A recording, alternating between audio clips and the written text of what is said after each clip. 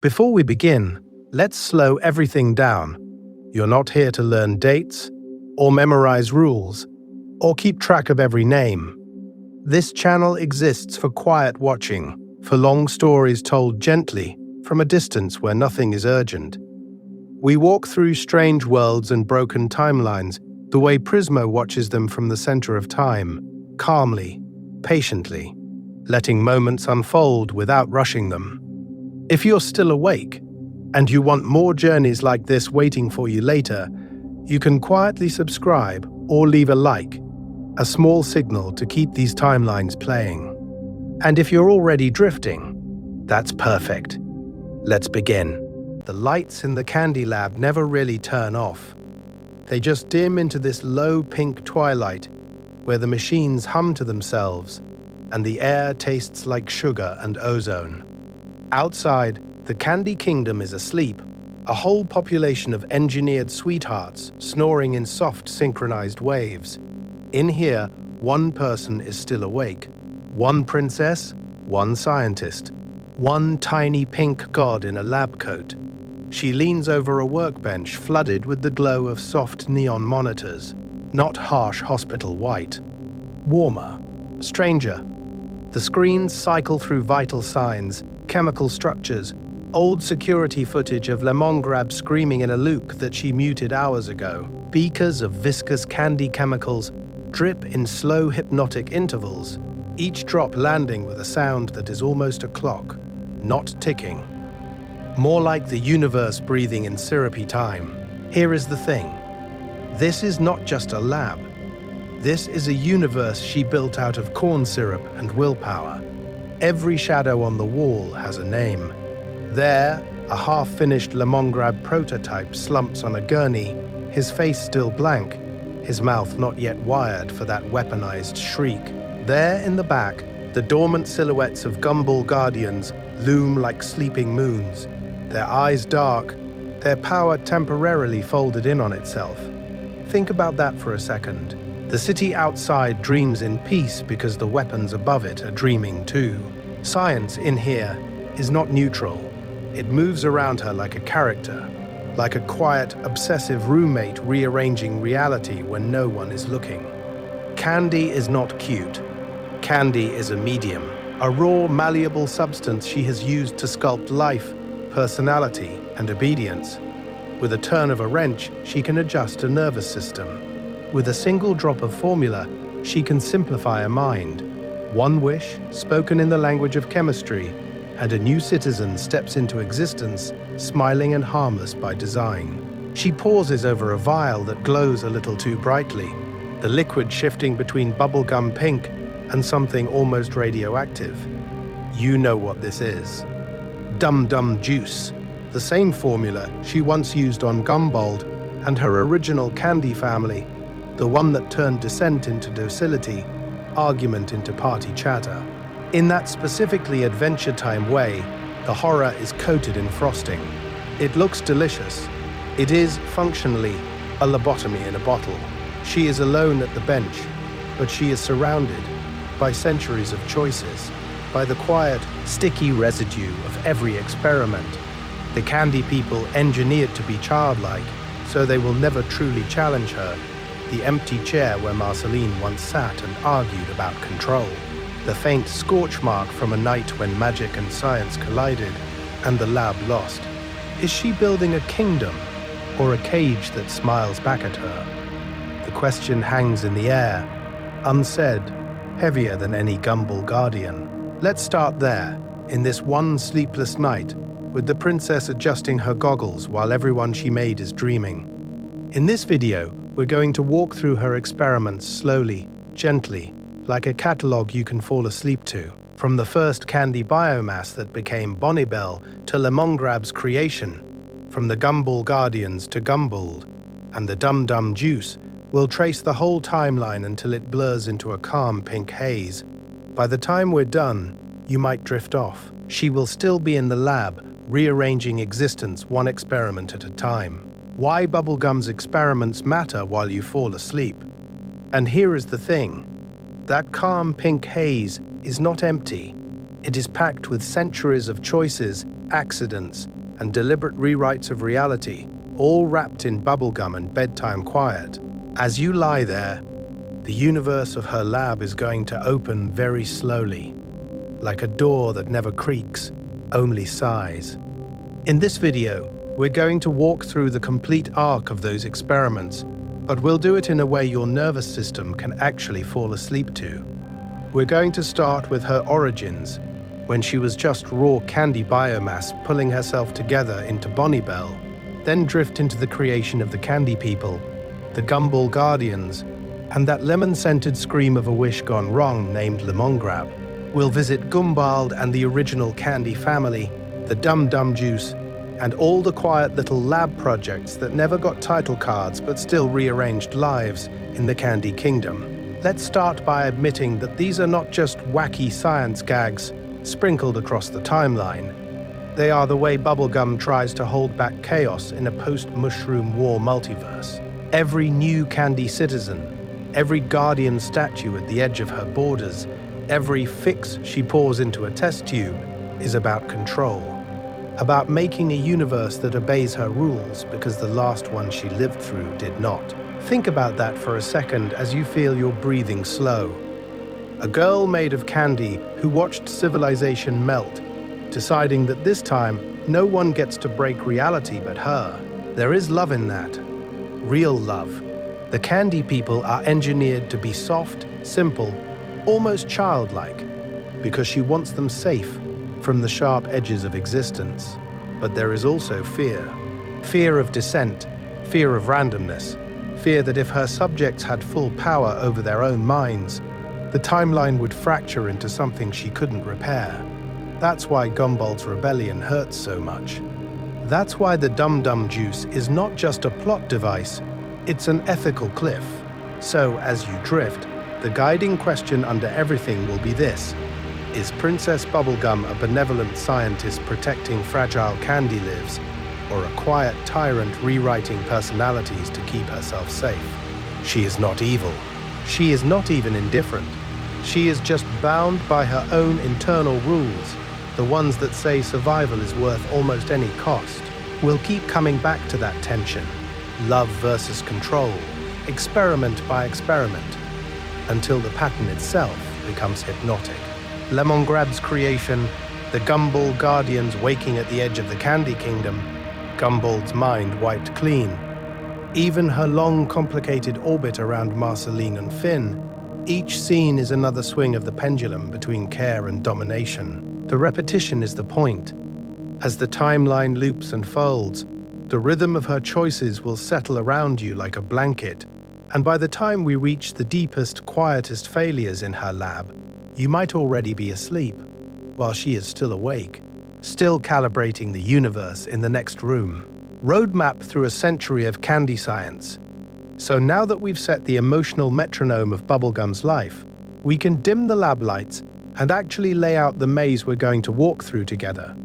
Imagine the Candy Kingdom at night, all the towers quiet, and somewhere beneath it a hallway of doors, each one labeled with an experiment, each one humming with old, crystallized desire.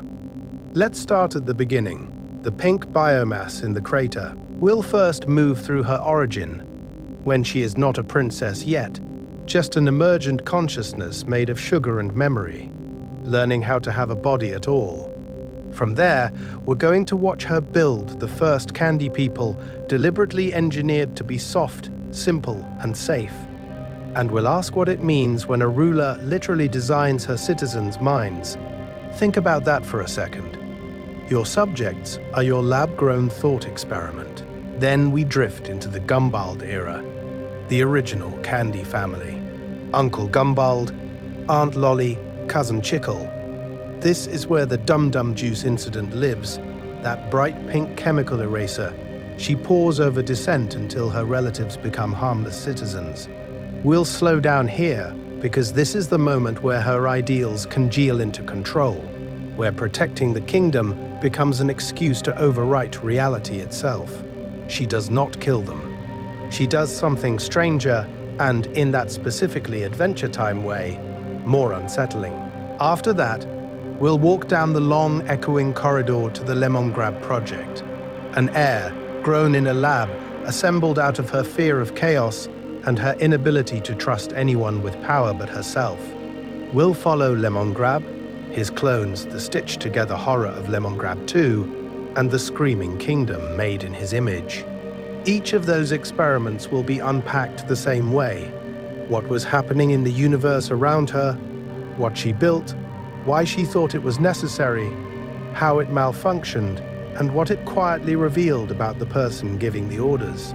From there, the hallway branches into Guardians and weapons. The Gumball Guardians watching from the horizon, like cosmic gumball machines of judgment.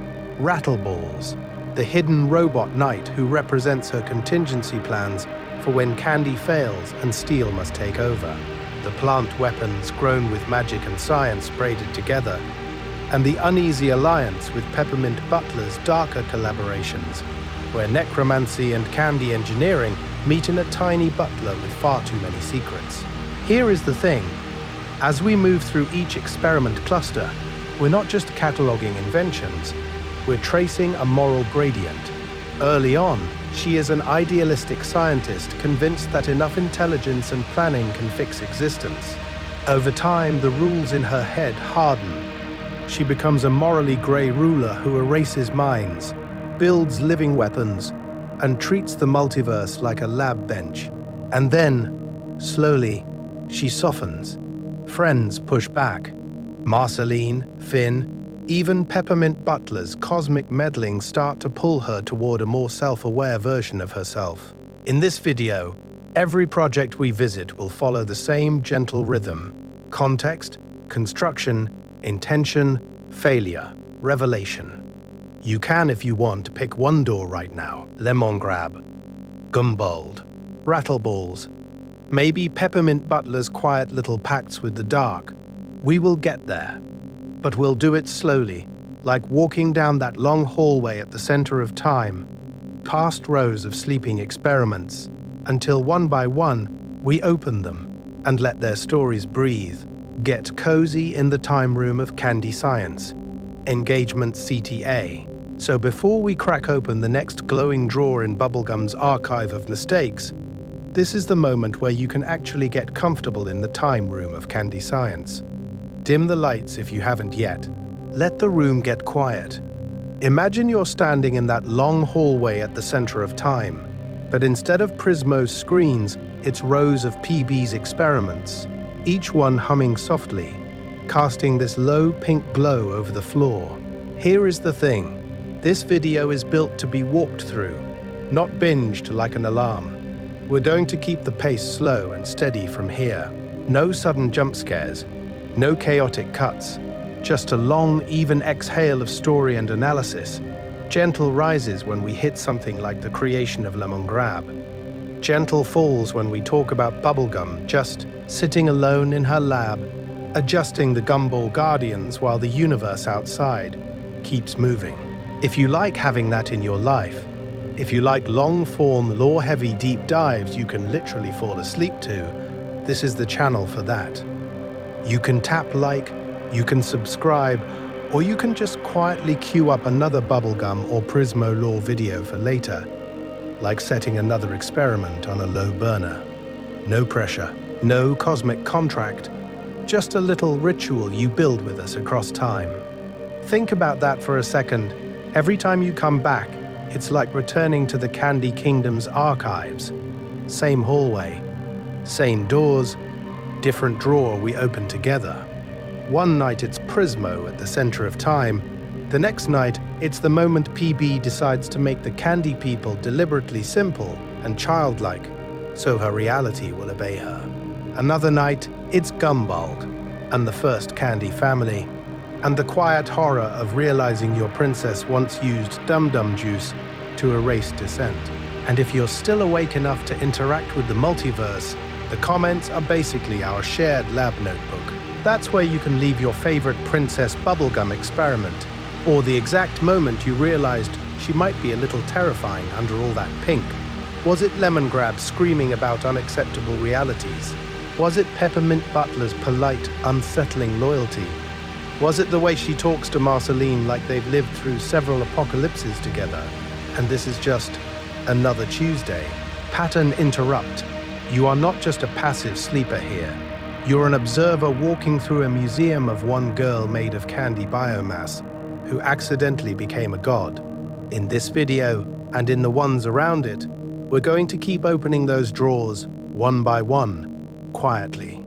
Each click of like, each new subscription, is just another tiny key on the ring that lets us keep exploring these strange, glowing files without rushing. So settle in. Breathe. Let the rest of the timeline blur a little at the edges. When you're ready, we'll step back into the archive and watch Bubblegum's first experiments congeal into a kingdom. Princess Bubblegum as scientist goddess, not just the pink one. And when we watch that pink biomass pull itself up out of the dark and harden into a throne room, here is the thing. We are not just watching a princess get born. We're watching a scientist quietly become a god. Not the robed, lightning-throwing kind. The lab coat kind, with clipboards and contingency plans, and a whole species as her long-term experiment. On the surface, she is easy to underestimate. Princess Bubblegum is bubble letters and soft colors, polite smiles and tea with the breakfast kingdom. She is the pink one, the candy crush at the center of the candy kingdom's social gravity. But underneath that, in the slow geological layers of her existence, she is a centuries-old bioengineer who literally designed the candy people. She tuned their minds to be simple and childlike on purpose, so the kingdom would be safe, so they would be manageable. Think about that for a second. She is a monarch, yes, but also a principal investigator, a mother, and a warden. She heals her people with science, reconstituting their bodies from candy biomass, and in the same breath, she forges living weapons, from gumball guardians to lemon-flavored dictators. She is the one who hugs Peppermint Butler goodnight, and the one who quietly keeps a torture dungeon under the castle. She is not evil. She is not even indifferent. She is just bound by self-written rules about safety that keep tightening around everyone she loves. And the show, in that specifically Adventure Time way, keeps revealing that so many major conflicts spiral out of her lab decisions. Lemongrab's endless screaming loneliness, that starts as her failed wish for an heir, grown in a vat and abandoned when he reflects too much of her own instability. Gumball's rebellion and the original Candy family, that's Bubblegum choosing dum-dum juice over dialogue, literally wiping their free will for the sake of order. Even the Candy Kingdom's extreme fragility, those moments where one crack in the wall threatens the whole sugar ecosystem, are just the universe cashing the checks her control has been writing for centuries. So while Prismo sits at the center of time, exploring what happens when you get exactly what you wish for, Bubblegum sits at the center of her own multiverse of citizens, exploring something even messier: consent, free will, and the cost of safety. She asks, again and again, what it means to love people you also design, to protect lives you can technically overwrite. We're going to see that every experiment we touch, every candy clone, every lemon, every resurrected relic, is not just lore, but an ethical mirror, because each project in her lab is a quiet question the universe throws back at her, at us. How much control feels caring, and when does it become a cage? In this video, as you drift through these timelines of pink light and questionable decisions, we'll keep circling that tension. And in the next section, we'll slow the camera down even more and watch the first of those children open their eyes. From candy biomass to princess, the birth of Bubblegum. So when that first child opens their eyes, you have to remember what she's waking up into. A world where even the princess is an experiment. Because before there was a ruler in a pink dress, there was just a quiet, hungry mass of candy biomass pulsing in the ruins of the old world, like a bubblegum nebula that had fallen out of the sky and forgotten how to be anything except potential. Let's start there. Not with the crown, with the goo. In the wreckage after the Mushroom War, this pink semi-conscious syrup begins to pull itself together. No mentor, no manual. Just a raw desire to continue existing in a universe that has mostly given up on coherence. Over years, then decades, then centuries, it coalesces. Limbs, a face, a spine made of hardened sugar. She literally grows herself out of the same material that will later become her subjects. Think about that for a second. Here is the thing. Bubblegum is not just older than Finn. She is older than almost everyone you meet in the Candy Kingdom. She remembers the silence before there were candy voices. Her timeline stretches back centuries, long enough that trial and error with living beings doesn't feel like a shocking violation of the rules of reality. It feels like the only available method. You try something, it lives, or it doesn't. Time keeps moving. From the beginning, she has power over her own form. We see her shrink down to a child and then re-age herself. We watch her reconstitute from puddles, regrow lost mass, peel away pieces of herself like a scientist taking samples from her own body.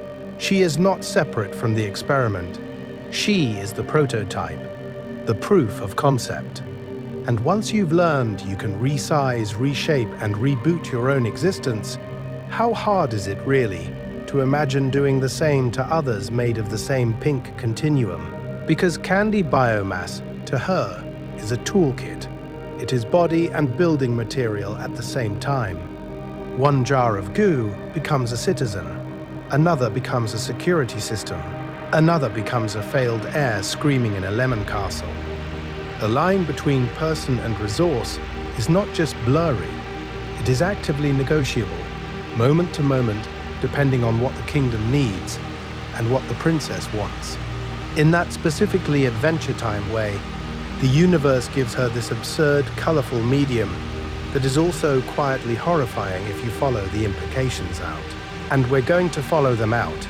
Once she realizes she can sculpt herself, the next step is almost inevitable. You don't stop at one body. You build a population. You build guardians. You build a dynasty. You build a world that treats your own biomass as the center of time for an entire sugary civilization. The experiments stop being about can I exist and become what should exist, which is where the ethical nightmares really begin. In the next section, we'll watch that first wish for companionship take shape in pink glass and gum, and we'll see what happens the moment her creations start wanting something she didn't design. Designing a kingdom. The first Candy People experiments so that first wish for companionship doesn't arrive as a parade or a coronation. It arrives as a lab accident that works on purpose. A lump of candy biomass twitches on the table, glows faintly, and then opens its eyes and calls her princess because she has written that word directly into its reality. Let's start with those early prototypes, the ones the show only lets you glimpse in shadows and side comments, the melty ones that slump against the walls, sweetness literally collapsing under its own weight, the overstabilized ones, hard and glassy, with eyes that look a little too focused for comfort. And then the worst failures in her view, the ones that are too smart, the candies who ask questions about why they exist, why she gets a lab and they get a bakery. Think about that for a second. From her perspective, stability isn't just about not melting, it's about not revolting. Here is the thing. Bubblegum does not just build bodies, she tunes minds. She dials down complexity until what's left is cheerful, childlike, endlessly distractible. She calls it a safety feature. If your citizens are simple and naive, they suffer less, they panic less when the universe tilts, they don't make big, dangerous wishes of their own. That's the story she tells herself. But simplicity is also convenient. It means no organized resistance, no rival timelines, no one else trying to sit at the center of time with their own experiments. You can see the residue of those early sliders in her later successes. Mr. Cupcake, for example, is physically over-engineered, a buff cupcake with absurd power packed into frosting and fondant, but emotionally he's still running Candy OS, friendly, a little shallow, easily rerouted into parties and workouts instead of politics. Cinnamon Bun is another echo of that design philosophy. At first, he is so underbaked he can barely track reality, a walking reminder that she will accept massive cognitive trade-offs if it keeps a citizen harmless. Only when he is literally burned, altered by fire and time, does he harden into someone who can say no to her. We're going to see this pattern again with Lemongrab and Gumbald, but even here, in the bright streets of the Candy Kingdom, you can feel the ethical fault line under the gumdrop cobblestones. If you build people to be happy and harmless, are you protecting them from pain? Or denying them the right to grow, to suffer, to resist you when your rules stop making sense? She calls it kindness. The universe might call it control. And because this is a sleep story, imagine the lab at 3 in the morning. The castle is dark, Ooh is quiet. She's alone with glowing monitors and half-assembled citizens, quietly adjusting invisible personality sliders. A little less fear, a little more obedience. Turn down the anger until the kingdom hums like a lullaby that never gets too loud. A soft chorus of engineered contentment that lets you drift off while she stays awake, watching, making sure no one else ever gets the power to rewrite her. In the next section, we'll watch what happens when that lullaby fractures, when a single experiment refuses to stay simple, and the Candy Kingdom's dream of eternal childhood starts talking back. The Candy Kingdom as a controlled ecosystem. So when that lullaby fractures, you suddenly see the whole Candy Kingdom differently. Not as a cute pastel city-state, but as a cross-section diagram in a lab notebook, every wall and walkway labeled with Princess Bubblegum's handwriting. The gumdrop towers, the frosting smooth streets, even the smiling guards at the gate. They're not just architecture, they're apparatus. Let's start with the layout. A perfect ring of walls, bright and rounded, enclosing a population literally designed for predictability. The Candy people wobble through their days on fixed emotional rails, engineered to be childlike so their desires never destabilize the system. In the center, always, the castle. PB's castle is the control node, the center of time for this tiny sugar universe, with her lab sunk into its core like a nervous system. You have watchtowers, you have Gumball Guardians, you have Peppermint Butler quietly violating several international necromancy agreements. Think about that for a second. Here is the thing. Bubblegum doesn't just engineer people, she engineers conditions. She writes laws the way other scientists write equations. Simple curfews, strict security zones, no entering the dungeon without clearance, as if that's a normal sentence for a monarch to say out loud. Surveillance orbs, scanners, and emergency alarms are baked into the city's reality, tuned to her sense of acceptable risk. She is not evil. She is not even indifferent. She is just bound by rules she wrote herself to make sure chaos never gets the power to rewrite her. And under the surface of every cheerful holiday, there is a protocol document. When the Candy Kingdom holds a festival, you see fireworks and parades. She sees crowd flow models and exit routes. A harvest festival? There are hidden turrets in the walls. A royal concert?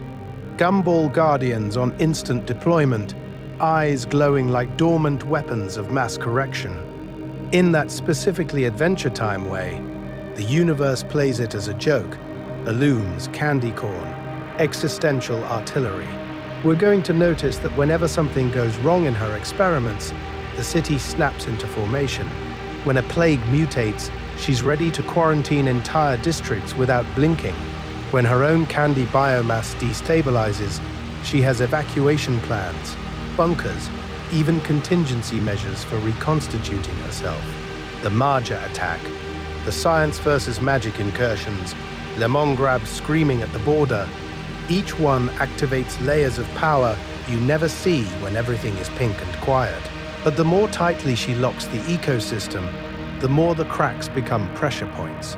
Gumball's rebellion is literally a family experiment refusing to stay in its beaker.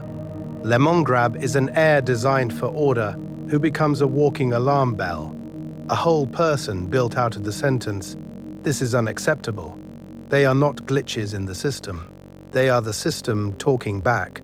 And as you drift here, tracing the walls of this controlled candy terrarium with your mind, you can feel the tension building between the wish for perfect stability and the reality of sentient experiments. Because sooner or later, one of those controlled variables is going to decide it doesn't want to be controlled anymore.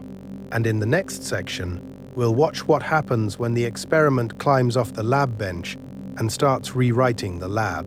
Science versus magic. Bubblegum's side of an ancient argument. So when the experiment finally climbs off the lab bench and starts rewriting the lab, you have to remember what kind of universe it's walking into. Ooh is not a calm control group. Ooh is wizards screaming incantations at the sky, demons bargaining for souls, cosmic entities lounging at the center of time and rearranging reality like it's furniture. There are wishes, curses, prophecies, dungeons that are actually metaphors. It is chaos with a color palette. And right in the middle of that multiverse mess, Princess Bubblegum plants a very specific flag, not in destiny, not in divine right, in chemistry, in engineering, in the power of, if I can measure it, I can manage it. While everyone else is arguing about runes and stars, she is in a lab coat, reverse engineering existence with beakers and scanners, and a polite, relentless refusal to believe that the rules are unknowable. Here is the thing. That doesn't mean she ignores magic. She lives next door to it. She negotiates with it. She occasionally weaponizes it. But when she looks at someone like Major the Sky Witch, what she sees is volatility. No peer review, no safety protocols. Just raw desire plugged directly into the universe. Think about that for a second. To PB, Marja isn't just dangerous because she's powerful. She's dangerous because she's unquantified. Peppermint Butler is even worse because he's quantified and still horrifying. He is literally her creation, a polite candy valet who moonlights as a dark arts power user, trading favors with death gods and demons while PB pretends this is fine. It's a collaboration built on a quiet terror. She needs what he can do, and she can't fully model what he's doing. So she draws a boundary. He plays in the occult. She builds the containment fields around it. We're going to see this pattern everywhere. Faced with magical threats, PB does not go questing for a prophecy. She fabricates gumball guardians, towering candy sentinels with laser eyes, because if the lich crawls out of the ground again, she wants a response she can calibrate. She designs weapons, prisons, automated defenses. She treats curses like engineering problems, and demons like bad equations that can be isolated and solved. And yet, in that specifically Adventure Time way, her science loops back around and starts looking like magic from the outside. To the candy people, she is effectively a pink wizard whose spells are just labeled. She reconstitutes her own body from biomass, resurrects citizens from goop, manufactures life that sings and dances. No wand, no ritual, just devices that might as well be wands if you don't understand the circuitry. So, is this devotion to science a shield against helplessness in a universe where wishes, liches, and cosmic time runes can erase you in a second? Or is it another form of control, dressed up as rationality, a way to turn every messy, living timeline into a manageable dataset? As you drift deeper into this, hold that question, because in the next section, we'll watch what happens when her rational solutions collide with people who refuse to stay variables, and the experiment starts arguing back. The Gumball Guardians, building gods to watch candy children. So when the experiment starts arguing back, Bubblegum does something very revealing. She builds something that will never argue. She builds the Gumball Guardians. Let's start with the image, because it feels almost religious. Two colossal stone heads fused to the Candy Kingdom's outer walls, faces carved in this blank, patient expression, like ancient idols that accidentally wandered into a pastel theme park. Their foreheads are glass domes, each one filled with swirling gumballs that pulse and churn like a visible brain. A literal candy cortex, slowly thinking candy thoughts while they stare, unblinking, over every street and citizen. They do not pace, they do not patrol, they just watch. Monumental, motionless, waiting for the universe to justify waking up. Here is the thing. As security systems go, the Gumball Guardians are wildly overqualified. Their entire function is to remain dormant until an existential threat appears, and then respond with near-omnipotent power. We see one vaporize a projectile in an instant, fire beams that can blast craters into the landscape, and verbally judge intruders like some bored cosmic proctor at the center of time. They are not guards. They are deterrents, an architectural way of saying, do not even start a new timeline where you try this. And that is where Bubblegum's psychology leaks through the stone. Because remember, the candy people are engineered to be soft, fragile, and childlike. They panic easily. They shatter. They dissolve. Their existence is a permanent state of vulnerability. So she welds that softness to overwhelming force, a kingdom of sugar guarded by weapons that feel one step below a wish from Prismo in raw destructive potential. Think about that for a second. Every picnic, every parade, every sleepy candy citizen is happening under the unblinking gaze of two gods she built herself. What does it mean to create literal gods to watch your children? Does she not trust them, or herself, or the world beyond those walls? In that specifically Adventure Time way, the answer is yes. All of the above. Bubblegum knows the multiverse is full of lich-level desires, Marge's curses, cosmic nonsense that does not care about her carefully graphed reality. She also knows her candy people would fold instantly under that pressure. So she externalizes her fear into stone, into mouths that will only ever speak in her defense. But there is another layer. The Guardians do not just protect the kingdom, they enforce her rules. They wake when the order of her controlled existence is threatened. They are her anxiety made visible, her conviction that catastrophe is not an if, but a when. We're going to see that once you build Guardians this powerful, you have admitted you expect the universe to come for you. And when it does, through rebellions, invasions, and the return of people she tried to erase, the question becomes whether those stone gods are protecting a kingdom or imprisoning it. When safety becomes a prison, Guardians gone too far, so when those stone faces finally move, it isn't majestic, it's horrifying. The Gumball Guardians don't wake up like gentle gods. They lurch into the sky like siege engines, eyes blazing, mouths opening on laser cannons that do not understand nuance or fear, or the fact that the tiny people below them are already panicking. Let's start with how blunt these protectors really are. When the Lich infiltrates the candy kingdom inside Billy's body, the Guardians don't carefully isolate him, don't negotiate, don't even really aim. They just fire. Their beams slice through the castle, shatter architecture, and only by the grace of Adventure Time physics does this not become a mass casualty event. They are not evil. They are not even indifferent. They are just bound to a set of rules older than most of their citizens' memories. Detect threat, unleash power, preserve the kingdom at all costs. Here is the thing. That, at all costs, is Princess Bubblegum's real signature. The Guardians are the physical embodiment of her utilitarian logic. In her equation, the kingdom's survival sits on one side of the scale, and on the other side you have everything else.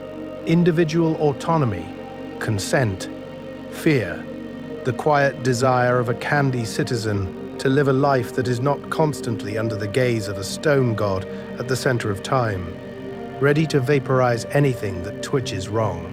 Think about that for a second. Your sky is literally a gun pointing down, and the Guardians are only the most visible layer.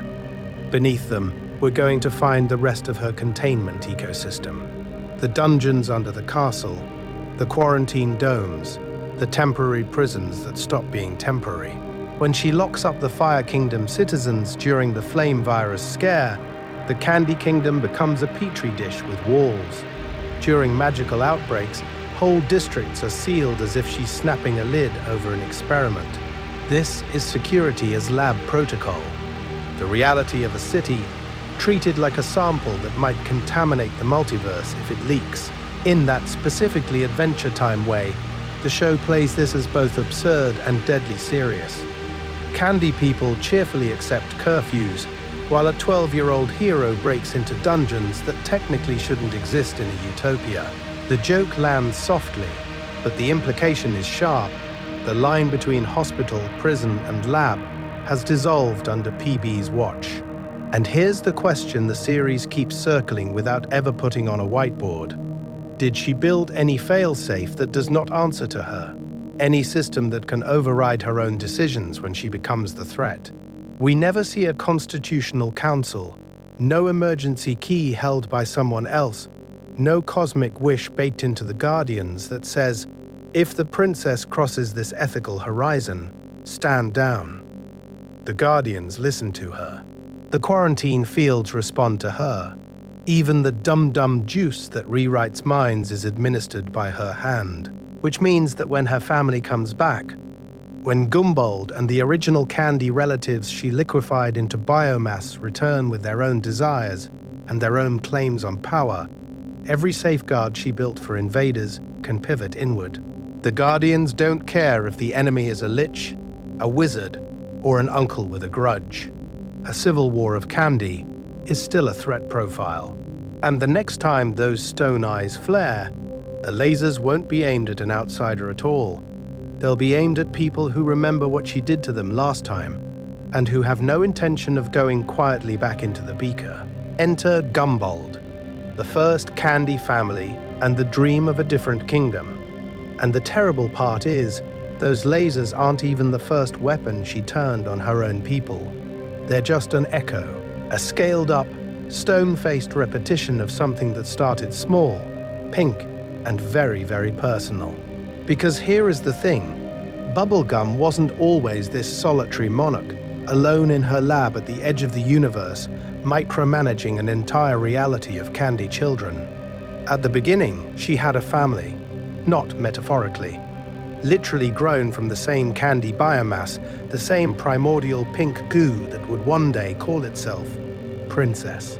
Uncle Gumbald, Aunt Lolly, Cousin Chipple, they are her first collaborators, her first audience, and her first opposition party. Let's start with Gumbald, because he is the prototype for every complicated relationship she is going to have with power. He isn't just another Candy citizen. He is tall, elegant, more human in silhouette, with sharper eyes and sharper intentions.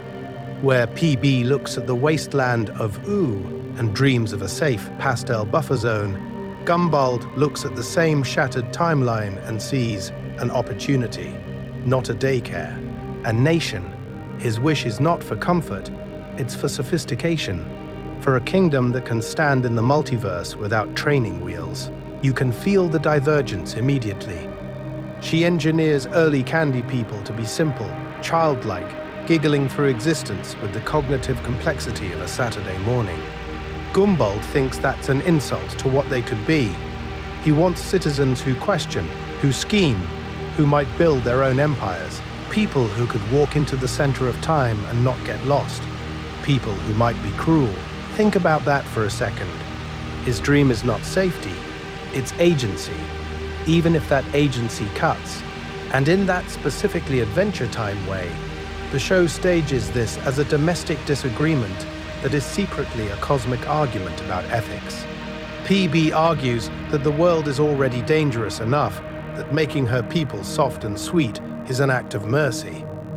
Gumbald counters that she is freezing them as toys in her dollhouse reality. She is not evil. She is not even indifferent. She is just bound by rules she wrote for herself about what good governance looks like. And those rules all tilt toward control. So the lab becomes a parliament. Beakers as ballots. Formulas as constitutional amendments. We're going to see this over and over in her life. When someone pushes for more complexity, more independence, Bubblegum reaches for the safety lever. Does she allow her creations to grow past her, to become peers instead of children? Or does she drag them back into the mold, back into the pink biomass where no one can disagree with her? That question crystallizes into one bottle: Dum Dum Juice. A chemical reset button. Not death, not exile, but something stranger and maybe worse. Erasure of dissent. Liquefied obedience. It's framed as a solution, a last resort, a way to fix a family dispute before it escalates into civil war. But once you invent a potion that can turn your uncle, your aunt, your cousin into harmless, smiling simpletons, you have crossed an ethical event horizon you can never really walk back from. And when she tips that bottle, when Gumbald's ambitions dissolve into candy fog, she wins the argument in the quietest, most absolute way possible. No more debate, no more rival vision of the kingdom, just one princess, one timeline, one story. The cost of that wish for peace will haunt her for centuries, because memories don't stay erased forever in ooh. They ferment, they reform, and the next time Gumbald stands up straight and remembers what she did, he isn't coming back to the table. He's coming back for revenge. Dum Dum Juice, rewriting minds in the name of peace, so when Gumbald comes back, standing tall and furious with centuries of bottled-up memory, Princess Bubblegum doesn't negotiate. She reaches for a beaker, pale pink, fizzy, deceptively cute. Dum Dum Juice. It doesn't roar or crackle with cosmic power. It just sits there, innocent, like any other candy drink. But here is the thing. This is a chemical lobotomy in candy form, designed to shear away complexity and leave only something soft, simple and safe. Let's start with what Dum Dum Juice actually does. In that specifically Adventure Time way, it turns a high-concept ethical nightmare into a slapstick visual gag. You drink, you gurgle, you shrink, and suddenly the nuanced, traumatized, politically aware candy adult is gone.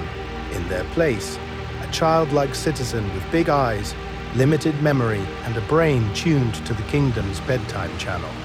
Not dead, not banished to another timeline, just edited. Reality hasn't been rewritten, but the person's inner universe has been quietly reformatted. When PB uses it on Gumbald, Aunt Lolly, and Chickle, it happens fast. He lunges, she splashes, glass shatters, liquid arcs through the air, and the conflict that was about land rights, autonomy, and the future of the Candy Kingdom collapses into a slapstick pile of tiny, babbling candy toddlers. 1 second, they're rival sovereigns. The next, they're residents in her nursery state. No trial, no counsel. Just a princess at the center of time in her own little multiverse, making a wish that no one else gets to phrase. And she does have a justification. She always does. We're going to hear it in her tone, in the way she explains it to herself as much as to anyone else. She's preventing war. She's saving lives. She's removing the capacity for rebellion from the three people most likely to tear her kingdom apart. In her mind, this isn't cruelty, it's harm reduction. Why let Gumbald escalate into full-scale chaos when a single dose can cut that timeline off before it branches into something catastrophic? But think about that for a second. Is this mercy, or is this tyranny with better branding? Did she save Gumbald, Lolly, and Chickle from their worst impulses, or did she erase their right to choose who they wanted to be, even if that desire led them into conflict with her? She is not killing them. She is not even imprisoning them in the conventional sense. She is just rewriting the rules of their existence until they fit comfortably inside her idea of peace. And this isn't a one-off bad night in the lab. This experiment becomes a template. Once you've seen that you can turn dissent into daycare with a single chemical, how do you ever go back to messy, unpredictable democracy?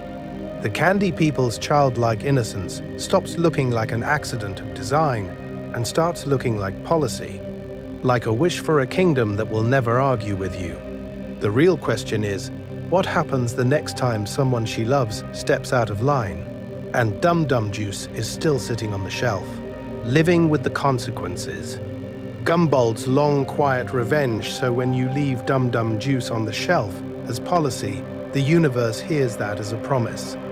Given enough time, that promise matures into Gumbald, standing in the rain outside the Candy Kingdom walls, mind restored, patience perfected, revenge aged like a cursed wine. The joke you poured into a bucket and left in the yard has quietly climbed back out. Here is the thing. The show never gives us a neat, step-by-step manual for how Gumbald shakes off the juice. We just know that somewhere, off-screen, in some forgotten corner of the multiverse of Ooze history, the chemical permanent fix decays. The brain rewires. The memories leak back in. Time, which Bubblegum tried to pin in place with one splash of pink, keeps moving anyway. And when Gumbald remembers, he doesn't just remember policy disagreements. He remembers humiliation. He remembers being reduced from architect to infant, from co-founder of a civilization to background candy. Think about that for a second. This isn't just a political coup in his mind. It's an existential erasure. Your niece, who you helped raise from raw biomass, decides your descent is such a threat to her perfect kingdom that she would rather you cease to exist as a person than argue with you. Not killed, not exiled, turned into a child, turned into a joke. In that specifically Adventure Time way, the horror is wrapped in bright colors and squeaky voices. So when he comes back, his rebellion has this strange, quiet intensity. He's not the Lich, trying to end all life in the universe with a single wish. He's one man walking back into a timeline that wronged him, with paintbrushes and potions and a very long memory. His desire isn't abstract power, it's to make Bubblegum feel, in her own reality, the helplessness he felt in his. That is why his resentment cuts so deep. It's family drama weaponized as regime change. And Bubblegum's reaction, we're going to slow down here, because this is where her whole ethical framework flickers. She does what she always does first, treats it as a security problem, fortify the walls, deploy the Gumball Guardians, run the numbers. But the past has literalized itself into a person, and he's standing there saying, "You did this to me." There is no lab protocol for that, no clean rule set, just the raw fact that her solution didn't end a conflict. It paused it until it could metastasize off-screen. Pattern interrupt. Gumbald is not a glitch. He's a preview. Once you see him that way, you can't unsee the larger pattern. Lemongrab screaming in his empty kingdom, Rattleballs hiding in the shadows waiting for orders that never come, Peppermint Butler quietly doing necromancy in the basement. Each one is an experiment Bubblegum pushed out of sight, assuming control now would mean peace forever. It doesn't. It just means the countdown starts where you can't hear it. So, as we move into those other creations, keep Gumbald in the back of your mind like a low alarm. Because every time Bubblegum reaches for a perfect engineered answer, the center of time inside her story shifts a little, and the consequences begin their slow walk back toward her door. Lemongrab, building an air out of loneliness and fear, so when that slow alarm finally reaches her, it doesn't sound like war drums or prophecy. It sounds like a quiet, practical realization. She will not exist forever. Her candy body can be reconstituted, resized, stretched across time like pink taffy. But even in this universe, even with all her power, continuity of rule is not guaranteed. Here is the thing. Bubblegum does not respond to that anxiety with a will, or an election, or a council. She responds with a beaker, with a design document, with the decision to literally cook an heir out of her own fears. And so, in that specifically Adventure Time way, the future of a kingdom becomes a lemon. Let's start in the lab. You can almost see the blueprint in your head, a body extruded from lemon candy, sharp angles, sour composition, a voice that will scrape through reality like a cheese grater on the fabric of existence. Lemongrab is not soft like the candy people. He is precision and acid, a ruler engineered to be incorruptible, unbending, incapable of being softened by desire or affection. Think about that for a second.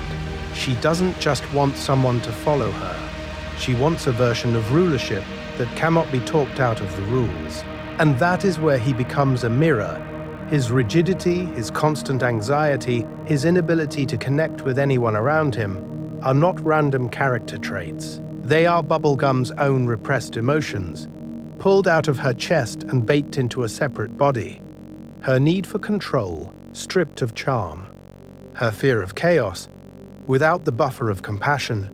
All the parts of her that flinch away from vulnerability, concentrated until they scream. He is not evil. He is not even indifferent.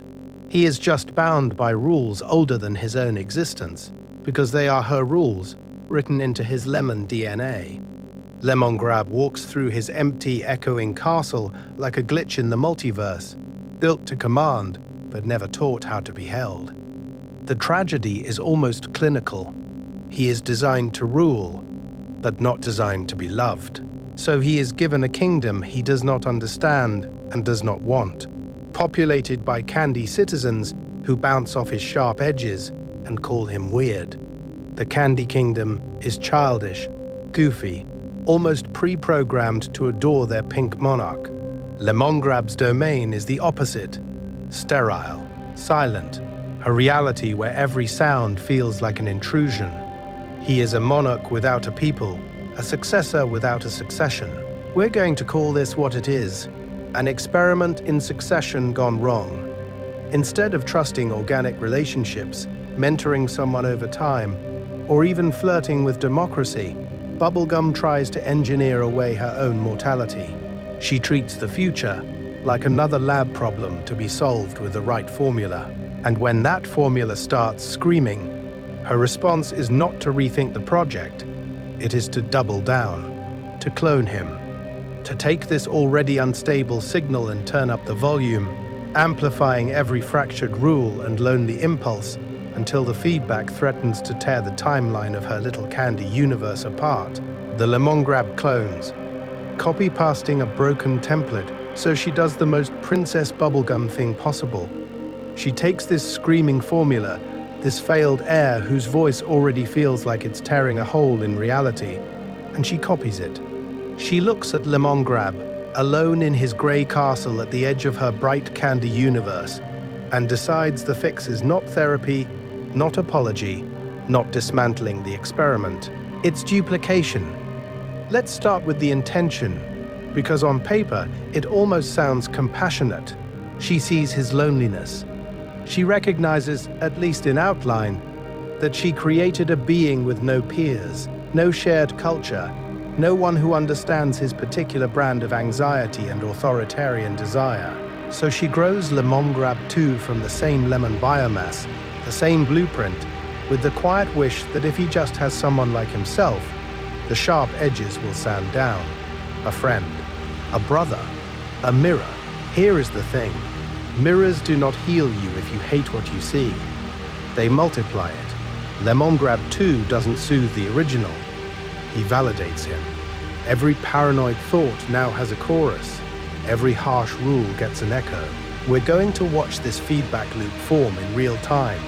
Two lemons pacing the halls, finishing each other's sentences, escalating punishments, turning shared neuroses into shared governance. Not one tyrant, but a duet of shrill certainty. Think about that for a second. PB was trying to solve loneliness with sameness, as if the universe's answer to isolation is just more you. In that specifically Adventure Time way, the show literalizes the psychological problem. When your only companion is your own unprocessed fear, cloned and amplified, you don't get comfort. You get a regime. And then she does it again, on a larger scale. The Lemon Army. Rows and rows of warped faces grown from vats, an entire lemon kingdom extruded from the original flawed template. Their bodies are lumpy, asymmetrical, almost decaying as they exist. Their culture is screaming, punishment, and hunger, because that is what was encoded in their progenitors' emotional DNA. This is a society not just ruled by trauma, but manufactured from it. At this point, the pattern is impossible to ignore. Emotional problem? Add biomass. Fear of death? Build more heirs. Fear of rebellion? Engineer simpler, safer candy citizens. Over centuries of time, PB treats the heart like another lab bench, as if love, trust, and loyalty obey the same rules as polymer chains and candy nucleation. She has cosmic intelligence, immense power over her tiny multiverse of gum and sugar, but when it comes to desire and attachment, she keeps reaching for the cloning tank. So the question hangs there. When does she understand that some forms of connection cannot be printed from a template without birthing monsters? Or more unsettlingly, does she understand and choose it anyway, accepting a universe of controlled horrors over one of genuine risk? Because the lemons are only one failed lineage. There is another family, older and closer to her original self, waiting in the wings. And when they come back, they won't just scream. They'll remember. Ethics in a lemon world. What Lemongrab teaches Bubblegum. They'll remember.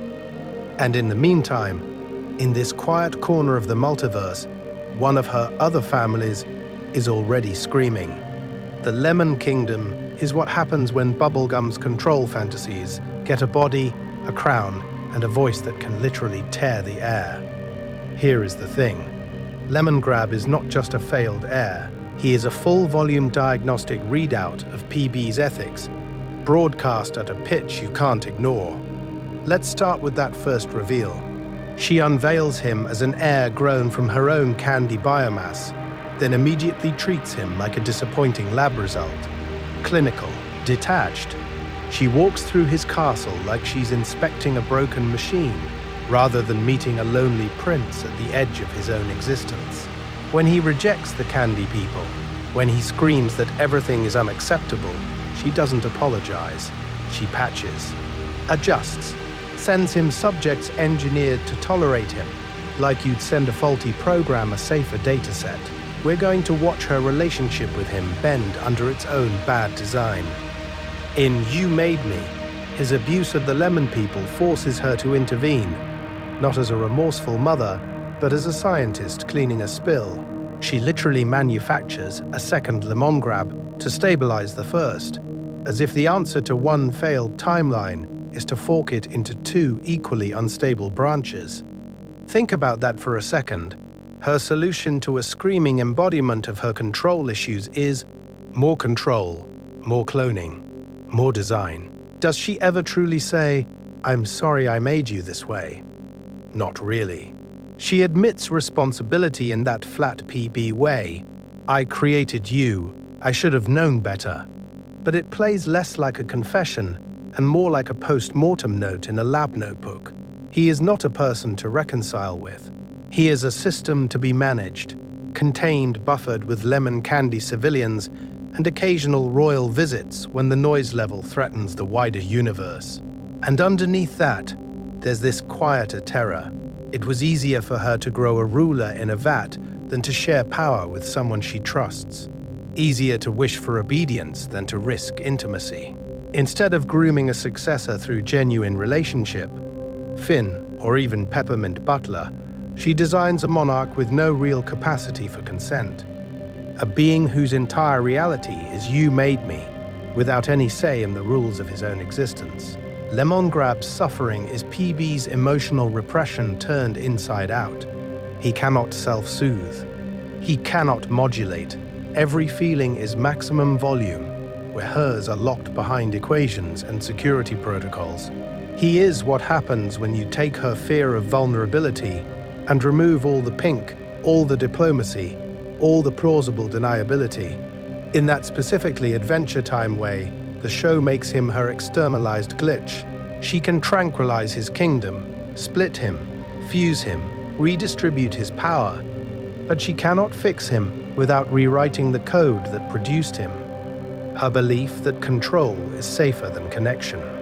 And somewhere, just off screen, another branch of her candy family is waiting to prove that lesson on a much older, far more personal timeline. Rattleballs and the weaponization of loyalty, and right when you think her family experiments are the peak of her control issues, the camera quietly tilts down into the armory beneath the Candy Kingdom, where the floor is scarred. The air is still, and a single training dummy has been decapitated so many times, the neck is just splinters and regret. This is where another branch of her desire for safety lives, not in cousins and uncles, but in weapons. Let's start with Rattleballs. On the surface, he's a joke, a rattling toy knight, a literal ball of candy with a visor and a squeaky voice. But here is the thing. The show frames him as one of the most lethal entities in the kingdom, hyper-competent, surgical with a sword. He slices through training bots like they're made of narrative convenience. And then you realize he's not an anomaly. He's a survivor from an entire program of candy knights, all designed by PB to be perfect protectors, all eventually deemed too dangerous to exist. We're going to sit with how she built them. Because Bubblegum doesn't just hand out swords and hope for the best, she writes the rules into their bones. She trains these warriors in chivalry, honor, service, the classic knightly aesthetic. But she braids that with something much colder, absolute obedience. They kneel, they address her as princess with religious intensity. They treat her commands as cosmic law. Think about that for a second. She has already engineered a population that is childlike and compliant. And then, unsatisfied with that level of power, she prototypes a parallel caste of living weapons who will follow her orders without question. And yet, she aborts the project. She dismantles the knights, shuts down the program, buries it in the basement of her own history. Not because they disobeyed, but because they obeyed too well. Giving that much power to beings with free will means they can interpret, they can escalate, they can carry her desire for control further than she consciously intended. In that specifically Adventure Time way, the universe hands her a mirror. You cannot weaponize loyalty without also weaponizing your own flaws. Rattleballs is the glitch in that shutdown. He survives. He hides. He keeps training in secret. And when he re-enters the timeline, he is still absolutely, almost painfully loyal to her. Even after she decommissioned his entire order, he kneels. He calls her my liege. He offers his life without hesitation. That complicates the idea that her control is just oppressive tyranny. There is affection there, gratitude, a weird, tiny cosmic faith that she is worth serving. This is the tightrope she walks through time. She wants guardians strong enough to stand against liches, wizards, and multiverse threats, but never so strong they could meaningfully turn on her. Not evil, not indifferent, just terrified of losing what she's built. And as we move to her next line of defense, you'll see her try to solve that paradox again, this time by carving her guardians out of the very sky above her kingdom. Plants, plagues, and pink bioweapons, she carves guardians out of the sky. Yes, but that's just the visible layer. Underneath the Candy Kingdom, beneath the pastel towers and smiling faces, there is a second kingdom made of locked doors, reinforced glass, and plants that would absolutely eat you if the power ever flickered. Here is the thing. For Bubblegum, safety isn't a wall. It's a catalogue of controlled disasters. Let's start with the plants, because of course, the pink monarch of Sugarland is also quietly running a murder botany program. You have the wild, predatory flora she studies in secret greenhouses, the kinds of vines that can immobilize an intruder in seconds, and the candy-corrosive spores she tinkers with as if they were just new frosting recipes. We see glimpses when experiments like the plant monsters in Evicted or her later biodefenses surge out of containment, suddenly turning corridors into jungles. Finn and Jake rush in with swords and stretchy limbs. But you can feel it. The lab is only mostly under control.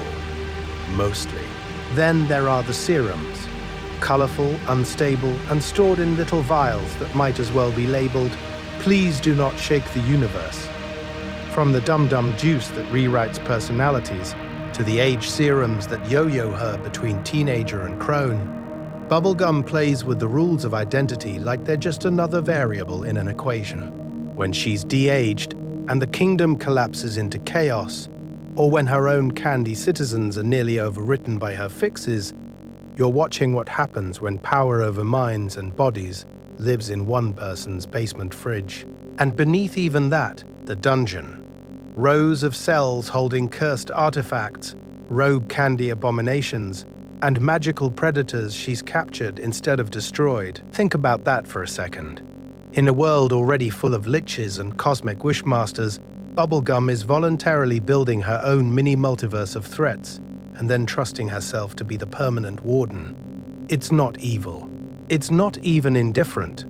It's the logic of someone who believes the universe is a hallway of loaded crossbows, and the only ethical response is to collect as many as possible and point them in the right direction.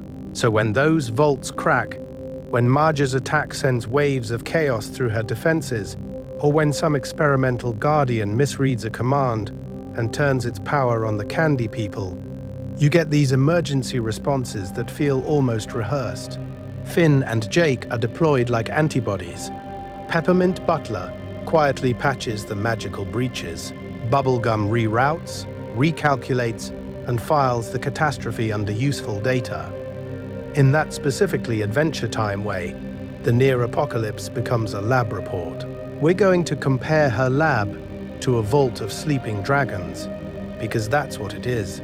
Every serum, every carnivorous flower, every imprisoned entity is a dragon she believes she can keep drowsy with the right sedation schedule and contingency plan. She walks through that vault daily, utterly confident that as long as she stays vigilant, the timelines where everything goes wrong will remain hypothetical. She trusts herself more than she fears any monster she has made. But here's the quiet twist. Her most volatile experiments aren't in test tubes, they're in living rooms, graveyards, and late-night conversations. Marceline, Finn, Peppermint Butler. Each relationship is another controlled burn, another trial to see how much vulnerability her existence can survive without collapsing into chaos. How much truth can she let out of containment? How much of herself can she expose before the dragons wake up? And as we move into those connections, you'll see that the next breach doesn't start in the dungeon at all. It starts with a song, a secret, and someone finally telling her no. Peppermint Butler, the dark magic lab assistant. So when that song fades, and that secret lands, and that no finally echoes through the pink corridors, the camera doesn't cut to a bigger laser or a deeper dungeon. It cuts to a butler, a polite little peppermint with a tray and a smile who, in that specifically Adventure Time way, is also a walking occult archive with more demons on speed dial than PB has test tubes. Let's start with Peppermint Butler as he appears. Loyal, deferential, almost ornamental. He pours tea. He announces guests. He looks like he belongs in a candy court painting, not at the center of time or anywhere near the multiverse's darker currents. But peel back the polite veneer, and you get the other version, the one summoning Hunter Nabardir, trading favors with death, and crawling through the underbelly of reality like it's his second pantry. He traffics in curses, contracts, and cosmic IOUs that PB, officially, does not endorse. Here is the thing, she still keeps him. Not just keeps him, relies on him. We're going to see this pattern over and over. When the rules of her science fail, when her machines can't pass a curse or a soul, or whatever is leaking in from beyond the Candy Kingdom's timeline, Peppermint Butler quietly steps in. He is not science. He is not exactly religion. He is the grey market between disciplines, the place where desire meets consequence, with no ethics board in sight. Think about that for a second. PB, who can build gumball guardians and engineer an entire population from candy biomass, lets someone else handle the demons. She draws the line at certain experiments, then hires the line to work for her. When the kingdom's survival is on the table, she tolerates his rituals. When his magic offers an advantage, intel from death, leverage over Hunson, protection from curses, she exploits it. And when it gets too weird, too obviously corrupting, she just doesn't ask follow-up questions. There are moments where his dark magic fills gaps her science can't touch. Necromancy instead of neurology. Wards instead of walls. A whispered pact doing what no security protocol can. Together, they create a hybrid defense system that is terrifyingly efficient. Lab-grown soldiers on the outside, sigils in the foundations, favors owed in other dimensions, more powerful than either alone. Also more morally compromised than either alone. The Candy Kingdom becomes not just a fortress of engineering, but a node in a quiet occult network. So does she truly not know how deep his darkness goes? Or does she look away because the results are good and the reports stay off her desk? The show keeps that ambiguous on purpose, but her pattern with Gumbold, with Lemongrab, with the dum-dum juice suggests she understands more than she admits. She has always been willing to edit other people's minds. Outsourcing the worst parts to a butler is just a new interface for the same desire. And that is the uncomfortable question humming under their partnership. How far will PB outsource her own moral responsibility? If Peppermint Butler signs the contracts in blood, but she benefits from every clause whose wish is actually being granted, in the next section, we'll watch what happens when that shared system finally meets someone who refuses both the lab coat and the ritual circle, and forces Bubblegum to own the cost herself. Marceline and Bubblegum. Experiments in emotional distance, and that someone, of course, is Marceline. Let's start with the scale of that timeline, because it matters. Before Finn, before Peppermint Butler's contracts and Gumbold's uprisings, there's a vampire girl and a pink kid scavenging through a ruined Earth. Marceline and Bonnibel go back to the radioactive dawn of this universe's new reality, to the period where Bubblegum is still half-feral candy biomass and not yet the flawless monarch at the center of time in her own little kingdom. Think about that for a second. Marceline doesn't just know Princess Bubblegum, she remembers Bonnibel before the crown, before the rules, before the lab coat. Here is the thing about being known that deeply. For Bubblegum, it's destabilizing. She can outlogic wizards, negotiate with cosmic powers, hold the multiverse's weirdest beings at diplomatic arm's length. But she cannot quantify what it means that Marceline saw her scared, so she does what she always does when existence feels uncertain. She retreats into experiments, into projects, into a candy kingdom engineered to be simple, obedient, and non-threatening. Emotions become the one variable she refuses to graph. You see it in What Was Missing, when Marceline's song slices right through the persona. PB is there, tuning her instrument, trying to keep it professional, and then Marcy is spitting out, "You're not my real friend." And we watch Bubblegum's face do that microscopic flinch.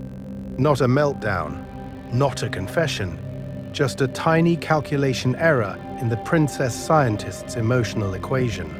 She locks down, changes the subject, focuses on the door, the mission, anything that is not the raw fact that she hurt someone and was hurt back. And Marceline keeps refusing the experiment. In Varmints, when PB has literally lost her kingdom because she over-optimized control, Marceline drags her out of the rubble and into the dirt, forces her to walk through the wilds instead of hiding in a lab. Bubblegum wants to talk pests, infrastructure, security protocols. Marceline wants to talk about why Bonnibel chose the crown over their friendship. That's not a variable, that's a demand. It's Marcy saying, "You don't get to run regression analysis on my feelings." We're going to call this Bubblegum's most important non-lab experiment, Can she survive being seen as fallible by the one person who remembers the beta version of her? The reconciliation in Obsidian is the slow answer. No dramatic wish, no cosmic reset. Just two people sitting in a ruined glass kingdom, finally admitting that control was a shield for fear. PB apologizes not as a ruler, but as Bonnie Bell. Marceline sings not to provoke, but to connect. The power here is tiny and absolute at the same time. In that specifically Adventure Time way, the universe doesn't explode when she lets go. The Candy Kingdom doesn't crumble because its princess has a girlfriend. Reality holds. The experiment succeeds, not because Bubblegum perfects herself, but because she accepts that some timelines are messy, shared, and impossible to run alone. And in the next section, we'll watch how that new data point starts leaking back into her actual lab work, quietly rewriting the ethics of every project that follows. Finn, hero and test subject, growing up under a scientist queen, so when that new data from Bonnie Bell's love life starts leaking back into the lab, it doesn't just change her notes. It changes how she looks at the boy who keeps throwing himself between her experiments and the rest of the universe. Because standing right outside that lab door, sword in hand, is Finn the human, hero, neighbor, and, very quietly, one of her longest-running longitudinal studies. Let's start with how she sees him at the beginning. To Bubblegum, Finn is miraculous and basic at the same time. The last human in a candy-controlled reality, brave to the point of self-harm, noble in a way she could never design in a vat. She's affectionate with him, warm, even flirty in that early season way. But there is always this thin layer of patronizing static over it. She ruffles his hair like a kid. She calls him hero, the way you'd praise a lab mouse for finishing a maze. Here is the thing. In that specifically Adventure Time way, friendship and fieldwork blur almost immediately. Finn and Jake become her go-to agents for anything too volatile, too morally grey, or too far outside the Candy Kingdom for the Gumball Guardians to handle. Weird growth in the woods? Send Finn. Rogue experiment like Lemongrab spiraling into screaming authoritarianism? Send Finn. Maya's magic attack shredding the kingdom's defenses and exposing the fault lines between science and sorcery? Again, send Finn, and watch what the data says about your current defense models. She does not call it data, not to his face. But that is what it is. Every quest is a test environment. Every dungeon is a controlled burn just outside city limits. He is not a disposable asset. He is precious. He is also, functionally, an experimental variable running around the multiverse with a sword and a very flexible attitude toward the laws of physics. Over time, though, Finn starts to see the edges. He sees Lemongrab as more than a failed prototype. He sees a person in pain. He watches Bubblegum deploy dum-dum juice on her own family, not as a last resort, but as a calculated reset of the social experiment that created her. He hears about centuries of necessary mind wipes, engineered innocence, and candy people designed to be too simple to dissent, and suddenly the princess in the lab coat has to defend herself. Out loud. To him. We're going to dwell on that for a second, because it matters. When Finn asks, "Was that right?" he is not a kid asking for homework help. He is a moral observer forcing a centuries-old scientist queen to articulate the rules she's been following in silence. She is not evil. She is not even indifferent. She is just bound by habits of control, older than his entire species' post-war history. Does she ever see him as an equal? That's the quiet tension humming under their whole timeline. Her brain lives at the center of time, mapping probabilities, running contingencies across the multiverse. His brain lives in the moment, in the immediate desire to help whoever is crying in front of him. To her, everyone is part of a bigger equation. To him, everyone is a friend you can still save. And yet, Finn is one of the few forces that consistently pulls her out of the lab and into the unscripted world, where hypotheses bleed and cry and break up with you. Think about that for a second. The girl who can rebuild her own body from candy biomass keeps getting dragged into situations she cannot model because one human refuses to stay a variable. And in the next section, we'll watch what happens when the experiment finally turns around and starts measuring her back, Marja's attack and the limits of preparation. And that experiment measuring her back, it doesn't arrive as a breakup text or an awkward sleepover with Marceline. It arrives as a witch, a real one. Marja the Sky Witch, drifting over the Candy Kingdom like a malignant storm cloud, with a grudge and a spellbook. And suddenly, all those tidy variables in Bubblegum's mental spreadsheet turn into screaming civilians and falling gumdrop masonry. Let's start with the basics of the assault, because this is one of those moments where the show quietly rips the lab door off its hinges. Marja isn't an internal glitch like Lemongrab or a domestic dispute like Gumbald. She is a magical external threat, an intrusion from a different branch of the multiverse's logic. No consent forms, no prior data, just raw power descending from the sky, warping reality and weaponizing candy biomass like it's clay. Think about that for a second. The Candy Kingdom, designed as a controlled ecosystem, suddenly has to behave like a real city under siege. PB's response is instant. No hesitation. No, what is happening? She flips from scientist to field general with terrifying ease, and we're going to watch her whole defensive philosophy get graded in real time. The Gumball Guardians wake up, those silent, stone-faced gods at the gates, eyes opening like twin pink singularities. They fire beams, they intercept, they do exactly what they were built to do, apply overwhelming force to anything that looks like an existential threat. And here is the thing, they work, until they don't. The Guardians can blast, but they can't interpret nuance in a magical assault that rewrites the rules mid-fight.